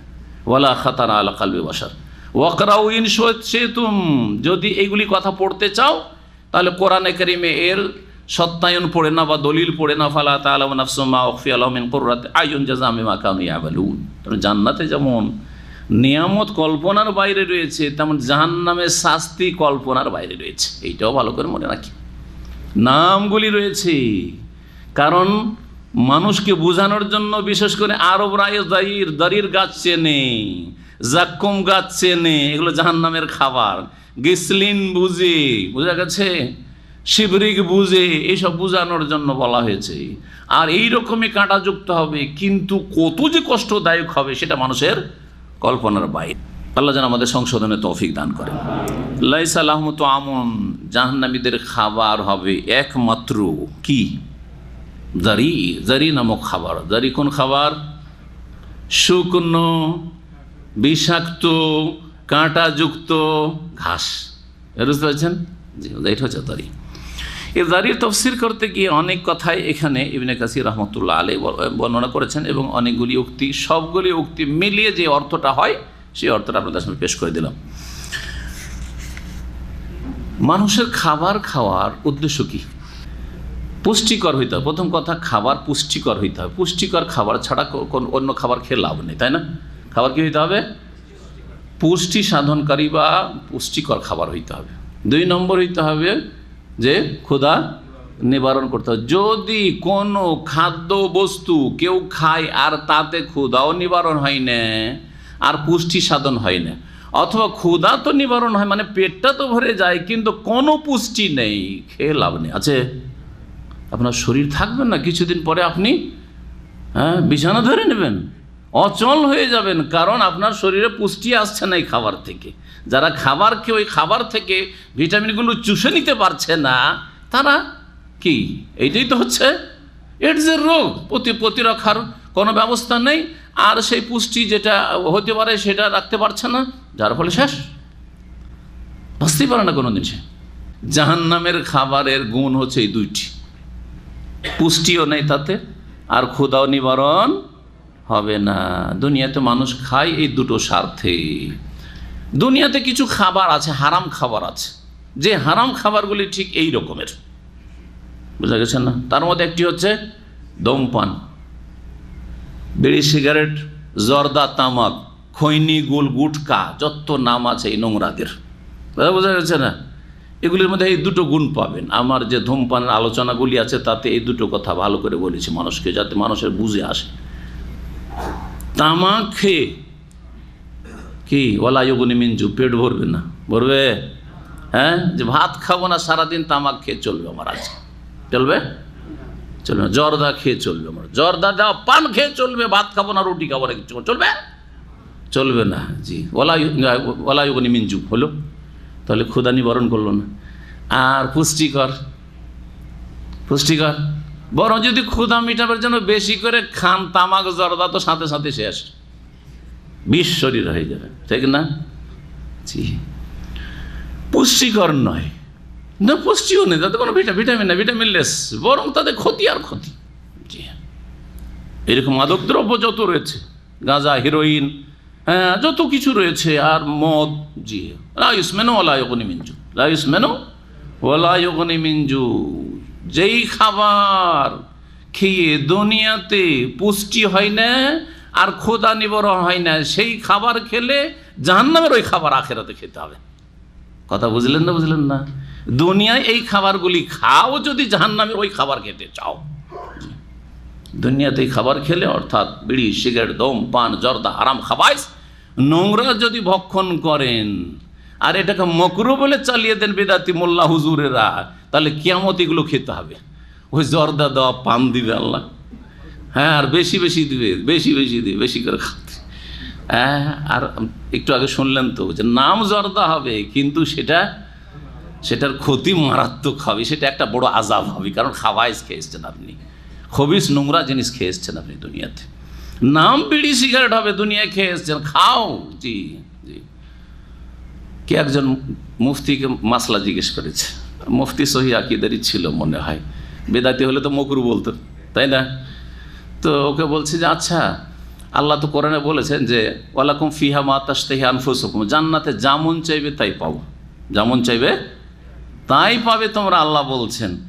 তো জান্নাতে যদি আমার বিড়ি সিগারেট খাওয়ার ইচ্ছা হয় তো পাবো? পাবে। বলছে আগুন আবার কোথায় পাবো? জান্নাতে তো আগুন নেই।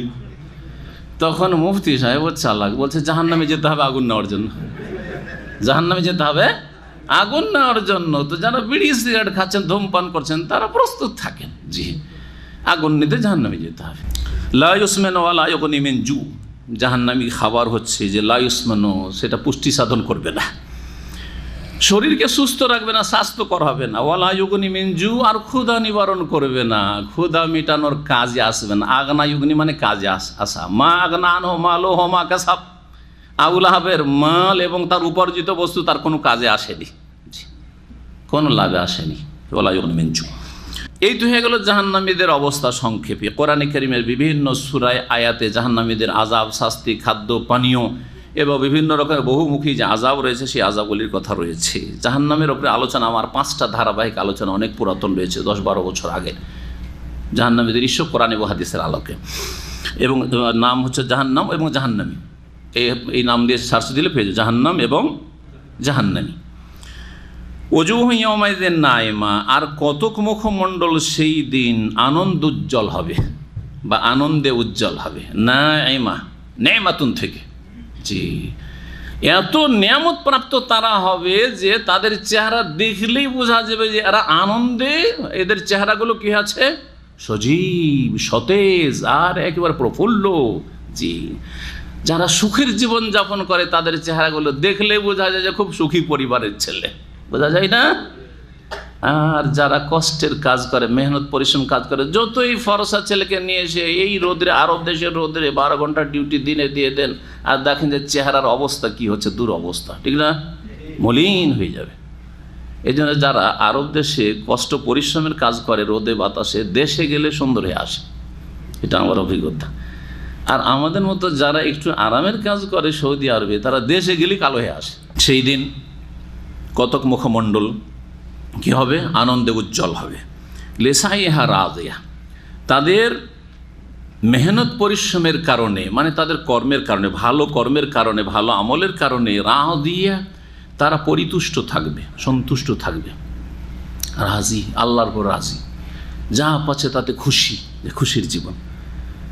দেখেন কোনো জায়গায় যদি আপনি গেস্ট হয়ে যান আর হোটেলে গেলেন, হোটেলে গিয়ে যেতে হচ্ছে মাশাআল্লাহ, হোটেলও সুন্দর আর হোটেলে অনেক কিছু রাখা আছে আপনার জন্য, আপনার আপ্যায়নের জন্য, খুশি, তাই না? ওখানে পৌঁছে খুশি আপনি।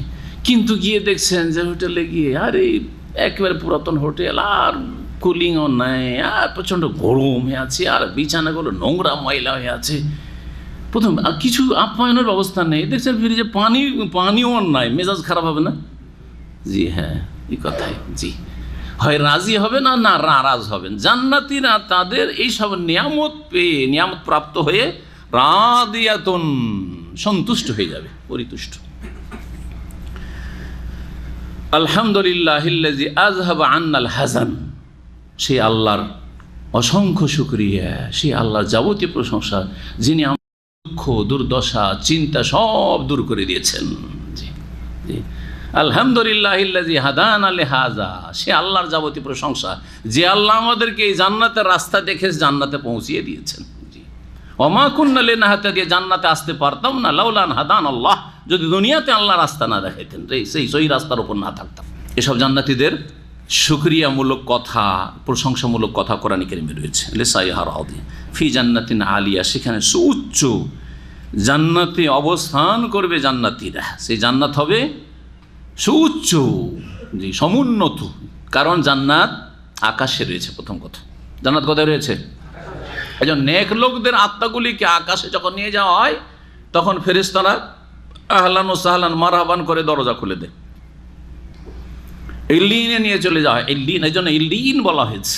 জি হ্যাঁ, পক্ষান্তরে অসৎ লোকদের আত্মা নিয়ে যাওয়া হয়, তখন দুর্গন্ধ ছড়াতে থাকে, তখন মাহাদিহ রুহুল খাবিসাতু, এই কোথা থেকে নোংরা আত্মাকে নিয়ে এসছো, দরজা খুলতে বলেন, না খোলা হবে না তার জন্য। লা তুফাত্তাহু লাহুম আবওয়াবুস সামাই ওয়ালা ইয়াদখুলুনাল জান্নাত হাত্তা ইয়ালিজাল জামালু ফি সামিল খিয়াত, আল্লাহ কোরআনে কারীমে ইরশাদ করছেন। না আকাশে দরজা খোলা হবে অসৎ লোকদের আত্মাকে, আত্মার আপ্যায়নের জন্য, ওয়ালা ইয়াদখুলুনাল জান্নাত, না জান্নাতে প্রবেশ করতে পারবে যতক্ষণ পর্যন্ত কোনো উট সূচের ছিদ্রে না প্রবেশ করবে। সূচের ছিদ্রে, এত পাশায় যে ছিদ্র আছে এত সংকীর্ণ, সেখানে যেন উট ঢুকা অসম্ভব, তেমনি কাফের মুশরিকের যারা ঈমান ভঙ্গকারী বেদিন, তাদের জান্নাতে যাওয়া অসম্ভব। অসম্ভবের সাথে আল্লাহ রাব্বুল এখানে তুলনা করেছেন, হাত্তা ইয়ালিজাল জামালু ফি সামিল খিয়াত। তো আল্লাহ রাব্বুল সুউচ্চ জান্নাতের কথা বললেন, লা তাসমাউ ফিহা লাগিয়া, যেখানে কোনো অসার কথাবার্তা শুনবেন না। অসার, অনর্থক কথা, ফালতু কথাবার্তা চলে না। অনেক সময় অনিচ্ছাকৃত শুনতে, রাস্তা দিয়ে চলছেন, উপায় নেই, কিছু বলতে পারছেন না, মানুষ খারাপ কাজ করছে, খারাপ কথা বলছে, নোংরা ভাষা বলছে, আপনি গাড়িতে শহরে আছেন, ড্রাইভারের ভাষা এত নোংরা ভাষা, নিচু শ্রেণী অধিকাংশ লোকেরা, আর এত অকথ্য ভাষা তাদের শুনছেন না। লেবার শ্রেণীর লোকদের ভাষা কত নোংরা ভাষা, আমাদেরকে চাই আর না চাই শুনতেই হচ্ছে, কান বন্ধ করে রাখতে পারছি না, ঠিক না? রাস্তাঘাটে গান বাজনা শুনতে হচ্ছে, ঢোল ঢাকের আওয়াজ শুনতে হচ্ছে, সারা রাত ধরে বাদ্যযন্ত্র বাজতে থাকছে, উপায় আছে দুনিয়ায়। কিন্তু জান্নাতে যাওয়ার বলল লা তাসমাউ ফিহা লাগিয়া, সেখানে কোনো অসার আর কোনো ফালতু অনর্থক কোনো কথা কাজ না দেখবে না শুনবে। ফিহা আইনুন জারিয়া, সেখানে বহমান ঝর্ণা থাকবে। জি, সেখানে প্রবাহমান কি থাকবে? ঝর্ণা। আইনি এক বচন বলা হয়েছে, তার মানে এই না যে একটা ঝর্ণা থাকবে, বরং সেখানে অয়ুন, ইন্নাল মুত্তাকিনা ফি যিলালিন ওয়া অয়ুন, আল্লাহ কোরআনে বলছেন নিশ্চয় আল্লাহ ভীরু যারা মুত্তাকি তারা ছায়া বিশিষ্ট জান্নাতে থাকবে। অয়ুন, এবং বহু ঝর্ণায় অবস্থান করবে। ঝর্ণার ঝর্ণা, চারিদিকে ঝর্ণা, যেখানে বসবাস করছে তাজরি মিন তাহতিহাল আনহার, নিচে দিয়ে নিম্ন দেশে ঝর্ণাসমূহ, নহরসমূহ প্রবাহিত রয়েছে। যেমন অয়ুন ঝর্ণার কথা কোরআনে কারীমে রয়েছে, তেমন আনহার নদী নালার কথা রয়েছে জান্নাতে। তেমনি জান্নাত আর বাসাতিন, বাগান আর উদ্যানের কথা রয়েছে। জি, বহু বাগান বিশিষ্ট জান্নাত, বহু নহর বিশিষ্ট বাগান জান্নাত, বহু ঝর্ণা বিশিষ্ট জান্নাত থাকবে। ফিহা আইনুন জারিয়া, সেখানে প্রবাহমান বহু কি হবে, নহর বা নদী নালা বা ঝর্ণা থাকবে। যেমন সূরা মুহাম্মাদে 4 রকমের নদীর কথা বলা হয়েছে, নহরের কথা বলা হয়েছে। এক, ফিহা আনহারুন মিন মাইন, পানির নহর, পানির ঝর্ণা। 2 নম্বর ওয়া আনহারুন মিন লাবানিন লাম ইয়াতাগায়্যার তা'আমুহু, দুধের যেই দুধ দীর্ঘ সময় থাকলে দুধ খারাপ হয়ে যায়, দুধ ফেটে যায়, হয় না? গরমে রেখে দেন, দুধ খারাপ হবে না? 2-4 দিন এমনি রেখে দুধ খারাপ হবে না? কিন্তু জান্নাতের নহরে দুধ খারাপ লামিও তাই, তার স্বাদ পরিবর্তন হবে না, খারাপ হবে না। জি, ওয়া আনহারুন মিন আসালিন মুসাফফা, আর নহর থাকবে কিছু, এক নহর না, আনহার, বহু নহর, বহু নদী নালা, বহু ঝর্ণা থাকবে, তাই বহু বচন, নাহারের বহু বচন হচ্ছে আনহার, পরিষ্কার পরিচ্ছন্ন, জি, সাফ সুতরা, মধুর, মধুতে মাছি পড়ে আছে তো মধুতে ময়লা আবর্জনা পড়ে আছে এইরকম নয়, কোনো জীবাণু আছে না, না না, মুসাফফা, পরিষ্কার পরিচ্ছন্ন, স্বচ্ছ।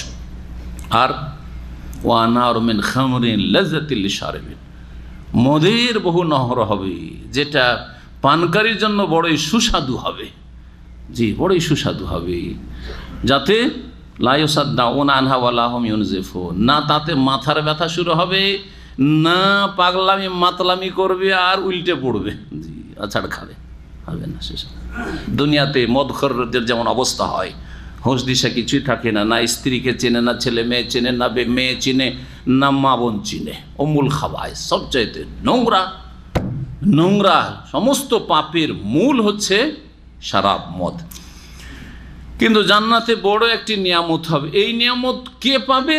যারা এই দুনিয়ার খবিস উম্মুল খাবাইস থেকে, মাদক দ্রব্য থেকে নিজেকে বাঁচিয়ে রাখবে।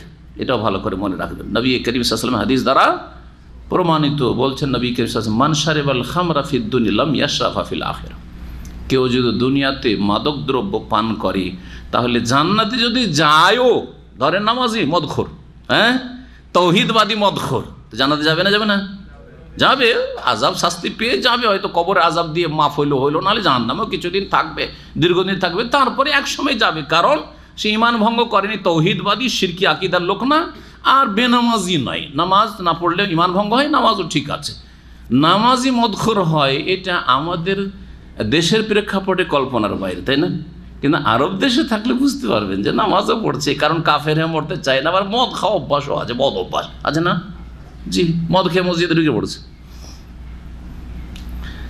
আর আমি কোনো এক সময় অনেক আগে 1983-84 শিক্ষকতা করেছি, তো সেখানে একজন মহাজন সাহেব ছিল, সে 5 ওয়াক্ত নামাজ পড়তো, আর ছোট কাল থেকে, ওই সাবালক কাল থেকে তার বদ অভ্যাস, নোংরা অভ্যাস ছিল ওই তাল গাছের তাড়ি খাওয়া, বুঝলেন?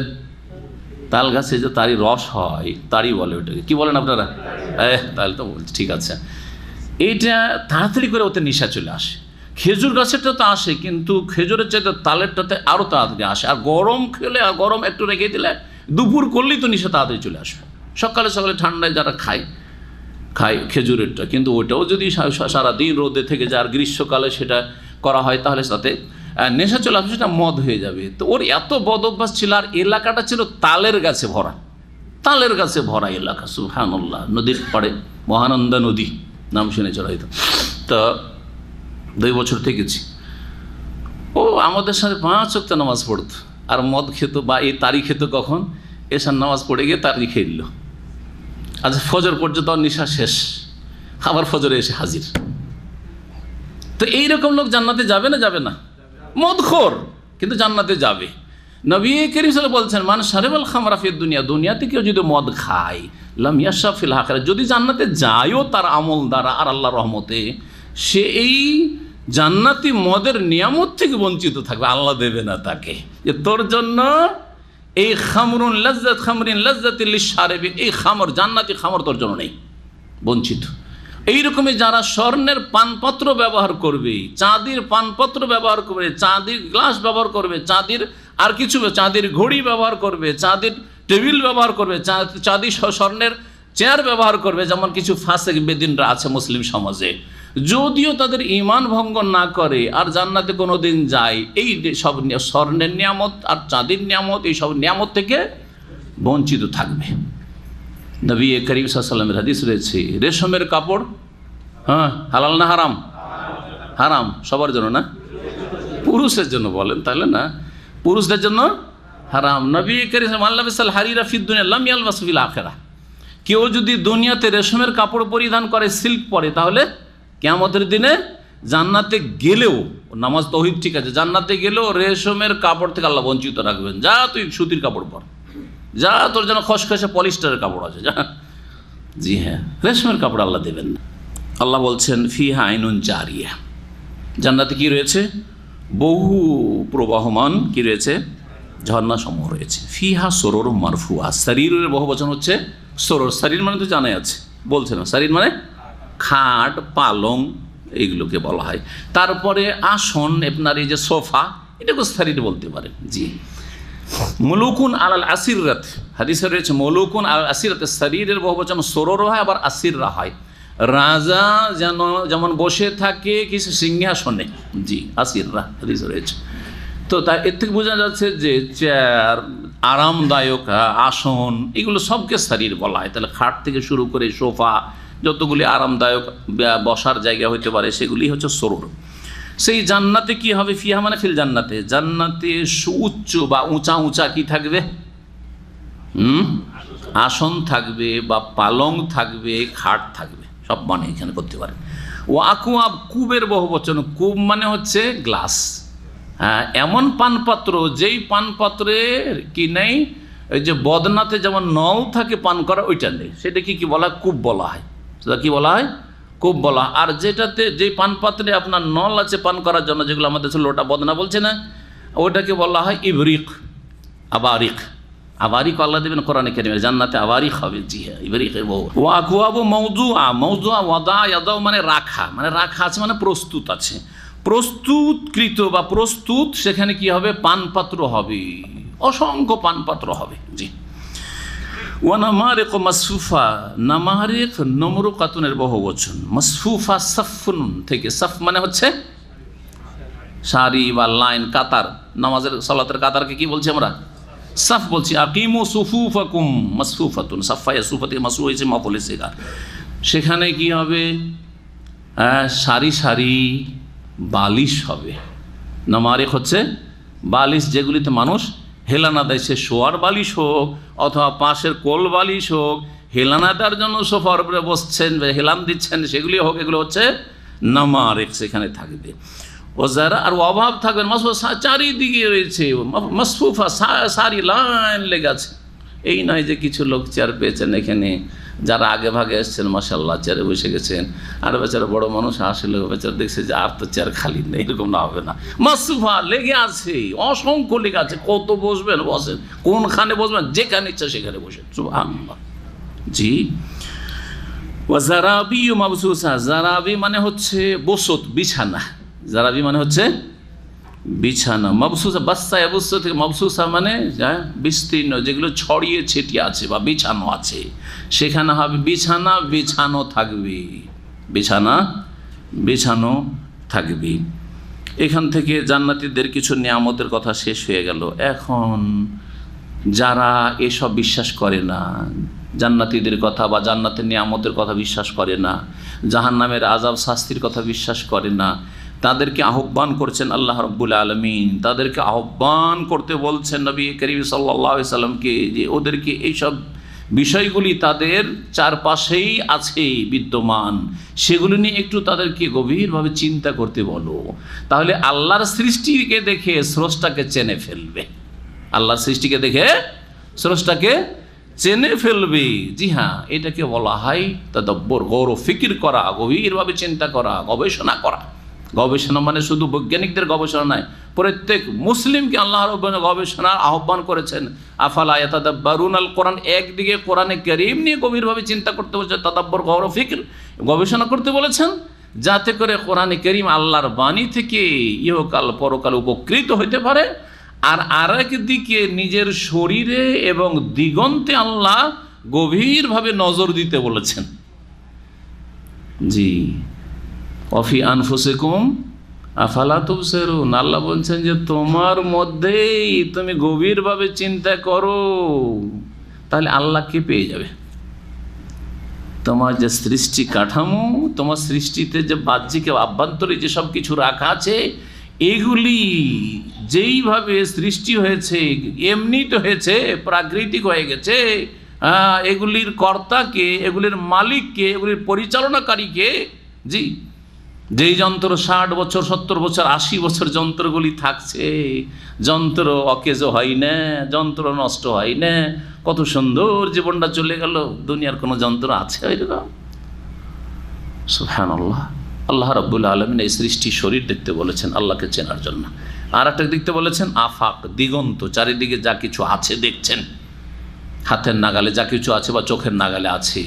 সানুরিহিম আয়াতিনা ফিল আফাক ওয়া ফি আনফুসিহিম, আল্লাহ বলছেন নিশ্চয়ই তাদেরকে আমি আমার নিদর্শনাবলী দেখাবো। ফিল আফাকে, দিগন্তে, চারিদিকে তাকাও, সামনে পেছনে ডানে বামে দেখো, চারিপাশে যেখানে তুমি বসবাস করো, যেখানে তোমার মাঠঘাট রয়েছে, যেখানে তোমার ফসল রয়েছে, ওপরে কি আছে, নিচে কি আছে, ডান পাশে কি আছে, বাম পাশে কি আছে, কোথায় এইসব গবাদি পশু আছে, কোথায় পাহাড় পর্বতমালা আছে, কোথায় নদী নালা আছে, সাগর মহাসাগর আছে, এগুলো দেখো।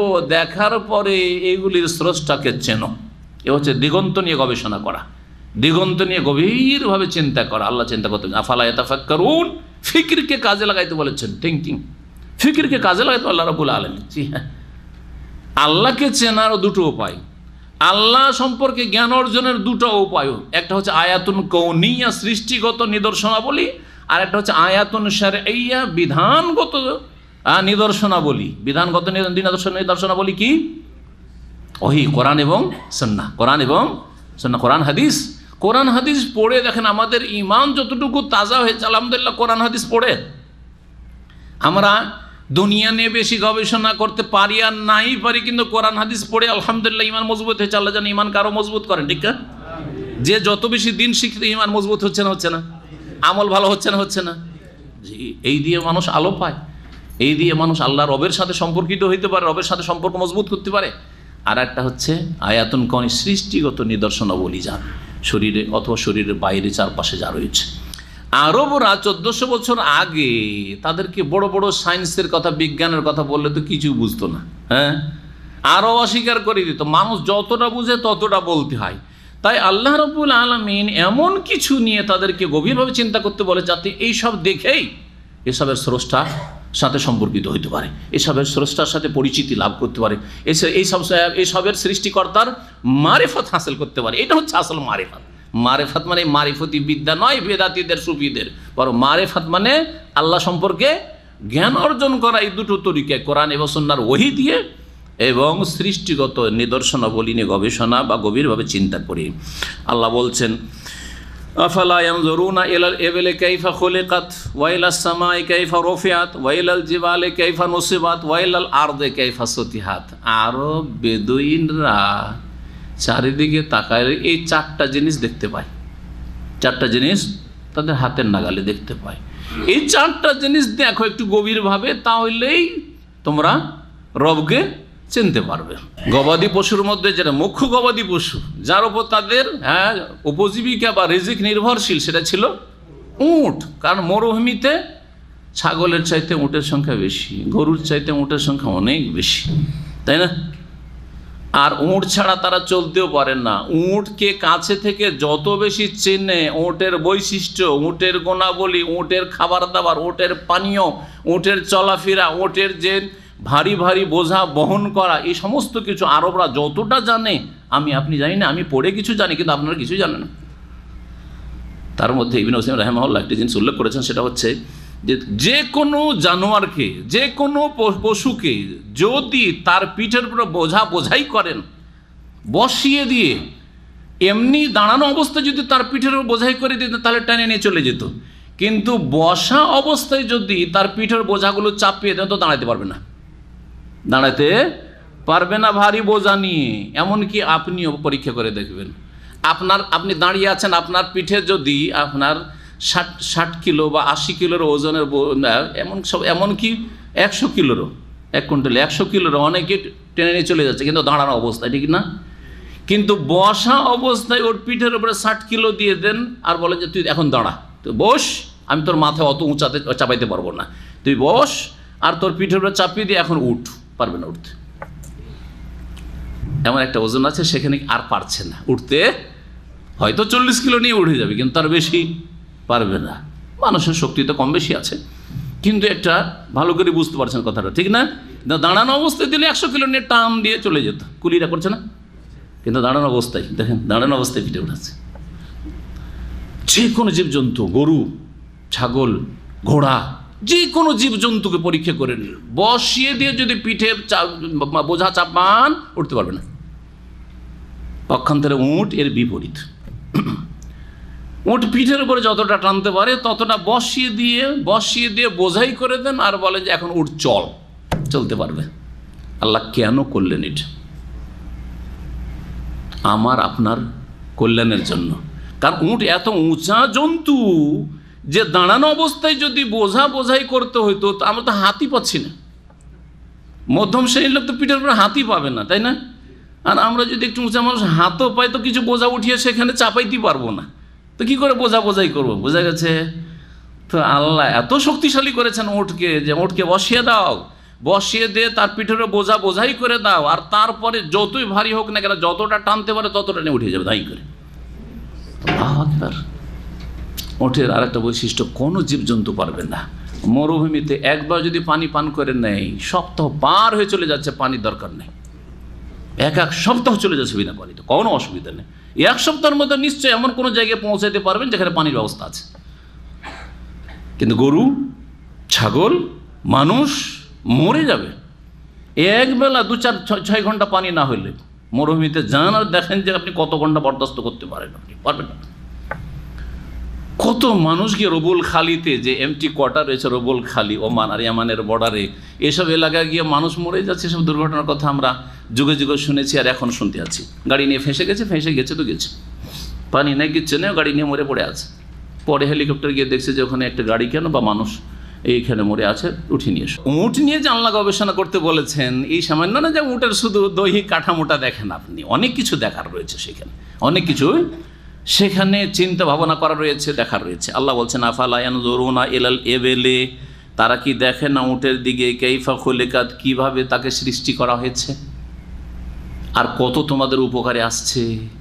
তার গোশত, তার চামড়া, তার পশম, তার সব কিছুই কাজে আসে মানুষের। জি, উটের কাইফা খুলিকাত।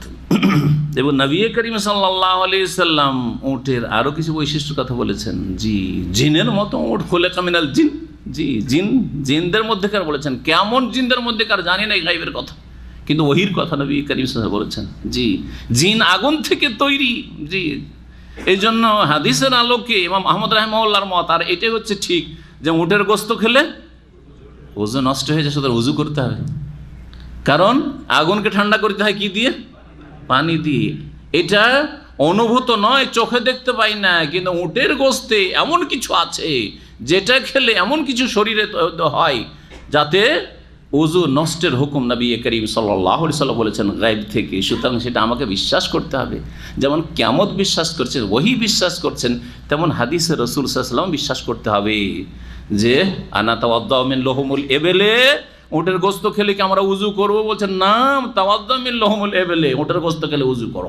উটকে দেখতে বলেছেন। জি হ্যাঁ, উট দেখতে পারবে। আরব বেদুইন উট আছে হাতের নাগালে, উট দেখলেই উট, এই বৈশিষ্ট্য উটের। আর এই এত উপকার আমাদের হচ্ছে উট দিয়ে। উট আমাদের মরুভূমির জাহাজ। এই উট দেখে উটের রবকে চিনবে। ওয়াইলাস সামাই কাইফা রুফিআত, আর তারা কি দেখে না আকাশের দিকে কিভাবে সুউচ্চ করা হয়েছে। আকাশকে কত আল্লাহ উঁচা করেছে, 500 বছরের রাস্তা, যেমন হাদিস দ্বারা প্রমাণিত। তারপরে রাফাস সামাওয়াতি বেগাইরে আমাদিন, বিনা কোনো স্তম্ভ খুঁটিতে আল্লাহ সুউচ্চ করে রেখেছেন। হ্যাঁ, হাল তারা মিন ফুতুর, তাতে কোনো রকমের ফাটল দেখতে পাচ্ছ, ভাঙচুর দেখতে পাচ্ছ, যে এখন মেরামত করতে হবে, ধ্বংস হতে যাচ্ছে, যেমন বাড়িঘর ধ্বংস হয়ে যায়, ধসে পড়ে, দেখছো কোথাও? এতদিন থেকে তৈরি আছে আসমান জমিন, সুবহানাল্লাহ। জি, এগুলো দেখো, আকাশ দেখো। এবং আকাশ শুধু আকাশ না, আকাশে সূর্য, চন্দ্র, গ্রহ, নক্ষত্ররাজি, অসংখ্য নক্ষত্ররাজি, তারপরে মেঘমালা ইত্যাদি ইত্যাদি। জি, আল্লাহ রাব্বুল বলছেন যে আকাশের দিকে, এগুলো থেকে কত তোমরা উপকৃত হচ্ছ। ওয়াইলাস সামাই কাইফা রুফিআত ওয়াইলাল জিবালি কাইফা নুসিবাত, আর পাহাড়গুলির দিকে তারা তাকাই না, কাইফা নুসিবা, সেগুলো কীভাবে স্থাপিত করা হয়েছে। একদিন বলেছিলাম এর আগে যে যতটা ওপর দিকে পাহাড় দেখছেন ততটা তার মাটির তলায় শেকড় রয়েছে, যার ফলে ঝড় তুফান যতই কিছু হোক না কেন পাহাড় একটুও নড়ে না। বরং এর বিপরীত গবেষণাকারীরা বলেছেন যে যেই এলাকায় পাহাড় পর্বত আছে, সামুদ্রিক এলাকা থেকে ঝড় তুফানগুলি যে আসে, তখন পাহাড় কি করে, সেটাকে প্রতিরোধ করে, যার ফলে পাহাড়ের কারণে আশেপাশের লোকেরা নিরাপদ থাকে ক্ষয়ক্ষতি থেকে অনেকটা। ওয়াইলাল জিবালি কাইফা নুসিবাত, এই পাহাড় পর্বতগুলিকে আল্লাহ রাব্বুল আলামিন কীরকম করে তৈরি করেছেন, যেমন অন্য জায়গায় বলেছেন এগুলি কেমন পেরেক স্বরূপ। যেমন খেমা তাঁবু লাগাবার জন্য কি করতে হয়, কিলক বা পেরেক লাগে যাতে করে তাঁবু হাওয়া বাতাসে না উড়ে যায়, ঠিক ওই রকমই জমিন আল্লাহ পৃথিবী যখন সৃষ্টি করলেন, পানির ওপর তো ভাসমান, পানির ওপর যেন একটা বল ভাসছে, সব দিকে পানি, পানি আর পানি, সাগরে পানি, নদীতে পানি, মাটির তলায় পানি, পানি আর পানি, আর পৃথিবী হচ্ছে গোলাকার বা ডিমের মতো ধরেন, তো এটা ভাসছে যেন। তাহলে এইটা আল্লাহ কেন পাহাড় করে আনতামিদা বেকুম, কোরআনের ভাষা বলেছেন, যাতে করে তোমাদেরকে নিয়ে হেলাহিলি না শুরু করে দেয়, নড়াচড়া না শুরু হয়ে যায়, তাহলে বাড়িও বাঁধতে পারবে না, সবসময় ভূমিকম্প হতেই থাকবে, চলতেও পারবে না, ঘুমাতেও পারবে না, কাজকর্ম করতে পারবে না, বসবাসযোগ্যই থাকতো না পৃথিবী। ওয়াইলাল জিবালি কাইফা নুসিবাত ওয়াইলাল আরদি কাইফা সুতিহাত, আর তারা কি দেখে না গভীরভাবে পৃথিবীর দিকে, মানে ভূতলের দিকে। পৃথিবী তো আপনার আসমান জমিনের মাঝখানে আছে, এগুলো পৃথিবী বলবো আমরা, কিন্তু এখানে আরজ বলতে জমিন, ভূপৃষ্ঠ, পৃথিবীটা দেখো, পৃথিবীতে জমিন, কত রকমের জমিন, আর এই দিয়ে আমাদের কত রকমের কাজ হচ্ছে এই জমিনে। জমিনের তলায় খনিজ সম্পদ রয়েছে, পাহাড়ের তলায় খনিজ সম্পদ রয়েছে, আর এই জমিনে পানির ব্যবস্থা রয়েছে, জমিনে আমাদের খাদ্যের ব্যবস্থা রয়েছে, জমিন থেকে সমস্ত রকমের প্রয়োজন আমরা আমাদের প্রয়োজন মেটাচ্ছি, আর আমাদের গবাদি পশুর প্রয়োজন মেটাচ্ছি। মাতা আল্লাকুম ওয়ালি আনআমিকুম, যেমন আল্লাহ বলেছেন।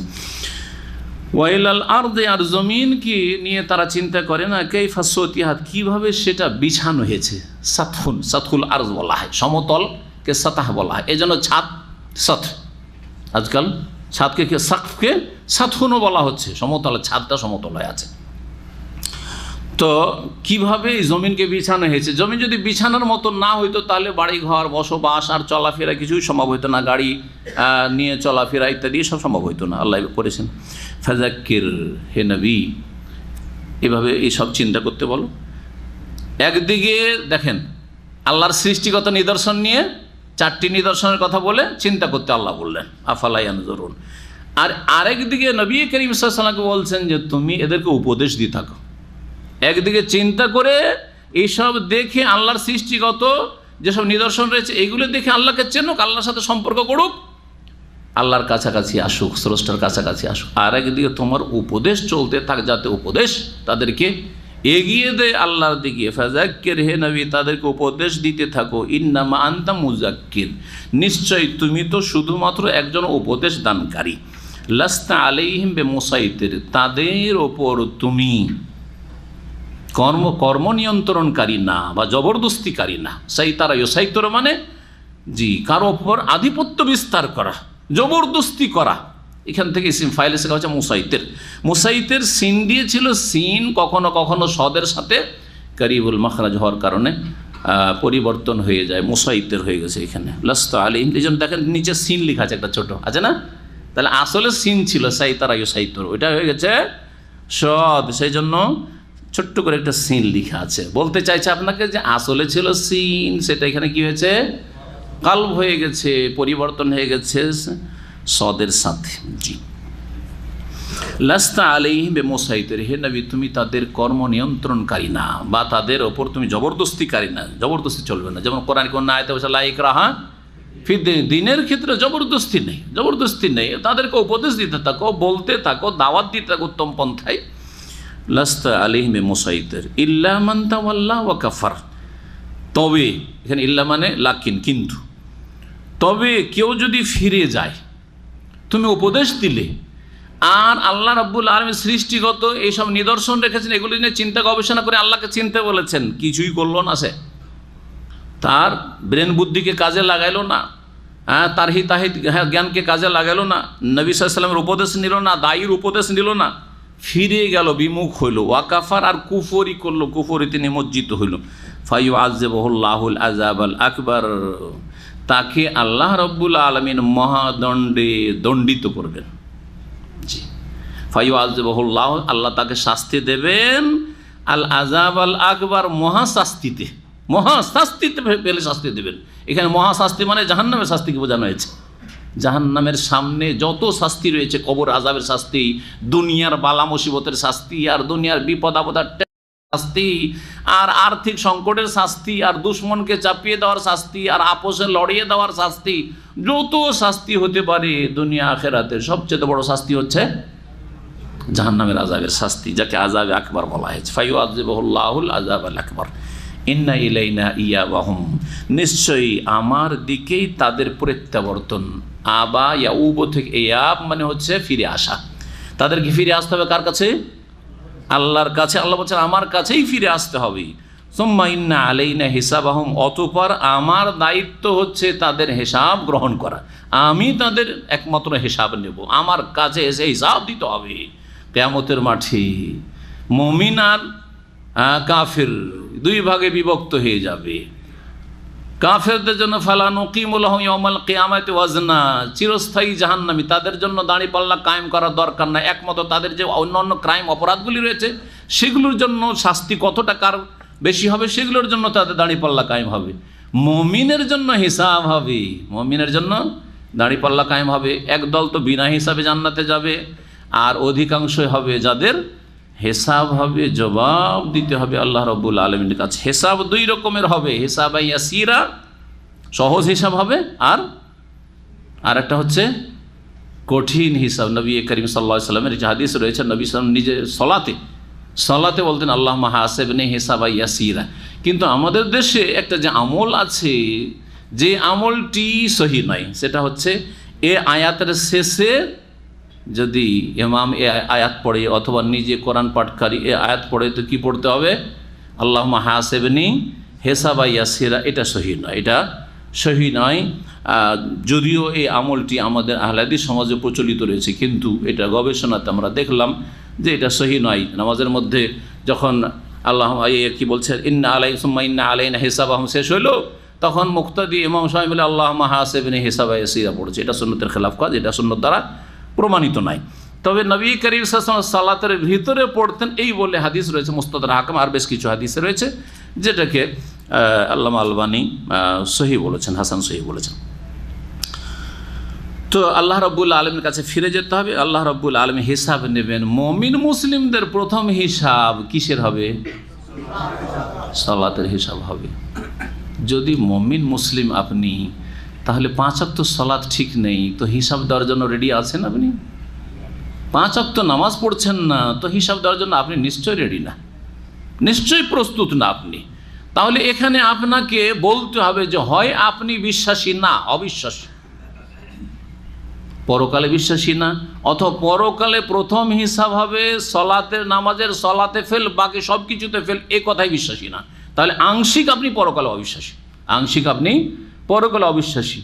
অথবা বিশ্বাস আছে তারপরেও শয়তানকে সুযোগ দিয়েছেন, বিশ্বাস আছে জান্নাতে গেলাম, না হলে শয়তানের সাথে জাহান্নামেই থাকলাম। যদি বলেন একবারে আমি অবিশ্বাসী বলে আপনার ওপর অপবাদ দিতে চাই না, কিন্তু বেনামাজিদেরকে আমি বলছি এই কথাগুলি, যারা বেনামাজি বা আধা নামাজি, মাঝে মধ্যে পড়েন মাঝে মধ্যে পড়েন না, 5 ওয়াক্ত সলাৎ পড়েন না, আপনার ইচ্ছা মোতাবেক সলাৎ পড়বেন, আল্লাহর ইচ্ছা মতো আদেশ মোতাবেক পড়বেন না। আল্লাহ বলছে দিনে রাতে 5 সলাৎ, 5 বার সলাৎ, আর 17 রাকাত ফরজ করেছেন। আপনি বলছেন আমি 17 পারবো না, 15 পড়বো, ফজর পড়বো না। তাহলে আপনি কয়েকটা অবস্থার একটা অবস্থা, হয় মোটেই আপনি পরকালে বিশ্বাসী না, অথবা আংশিক আপনি প্রথম হিসাব হবে হাসরের মাঠে সলাতের, এর ওপর বিশ্বাসী না। তাহলে আংশিক কিছু ক্ষেত্রে আপনি পরকালে অবিশ্বাসী, অথবা বিশ্বাসী হয়তো আপনার কথাই আমি বিশ্বাস করলাম যে সত্যি আপনি আখেরাতে বিশ্বাসী, কিন্তু আপনি পরোয়া করেন না, শয়তানকে সুযোগ দিয়েছেন, হইলে গেলাম জান্নাতে, আর না হইলে শয়তান ইবলিসের সাথে জাহান্নামেই থাকলাম। দুনিয়াতে শয়তান ইবলিসকে রাজি করি, খুশ করি, আর আল্লাহকে নারাজ করি, যার ফলে শয়তানের সাথে উঠতে হবে। আলমার ও মামান আহাব্বা, যে যার অনুসারী হবে, যে যাকে ভালোবাসবে, যে যার পথের প্রতীক হবে, তার সাথে কিয়ামতের দিন হাসর হবে। আল্লাহ রাব্বুল আলামিন এই বিষয়টি বোঝার তৌফিক দান করেন এবং আখিরাতে হিসাবের জন্য প্রস্তুতি গ্রহণের জন্য আল্লাহ রাব্বুল আলামিন সার্বিক ক্ষেত্রে চেষ্টা করার তৌফিক দান করেন। আল্লাহ আমাদেরকে এই ক্ষেত্রে সফলতা দান করেন, কামিয়াব করেন। এখানে আমাদের তাফসীর শেষ করলাম। ওয়া সাল্লাল্লাহু ওয়া সাল্লাম নবিয়ানা মুহাম্মদ ওয়া আলা আলিহি ওয়া সাহবিহি।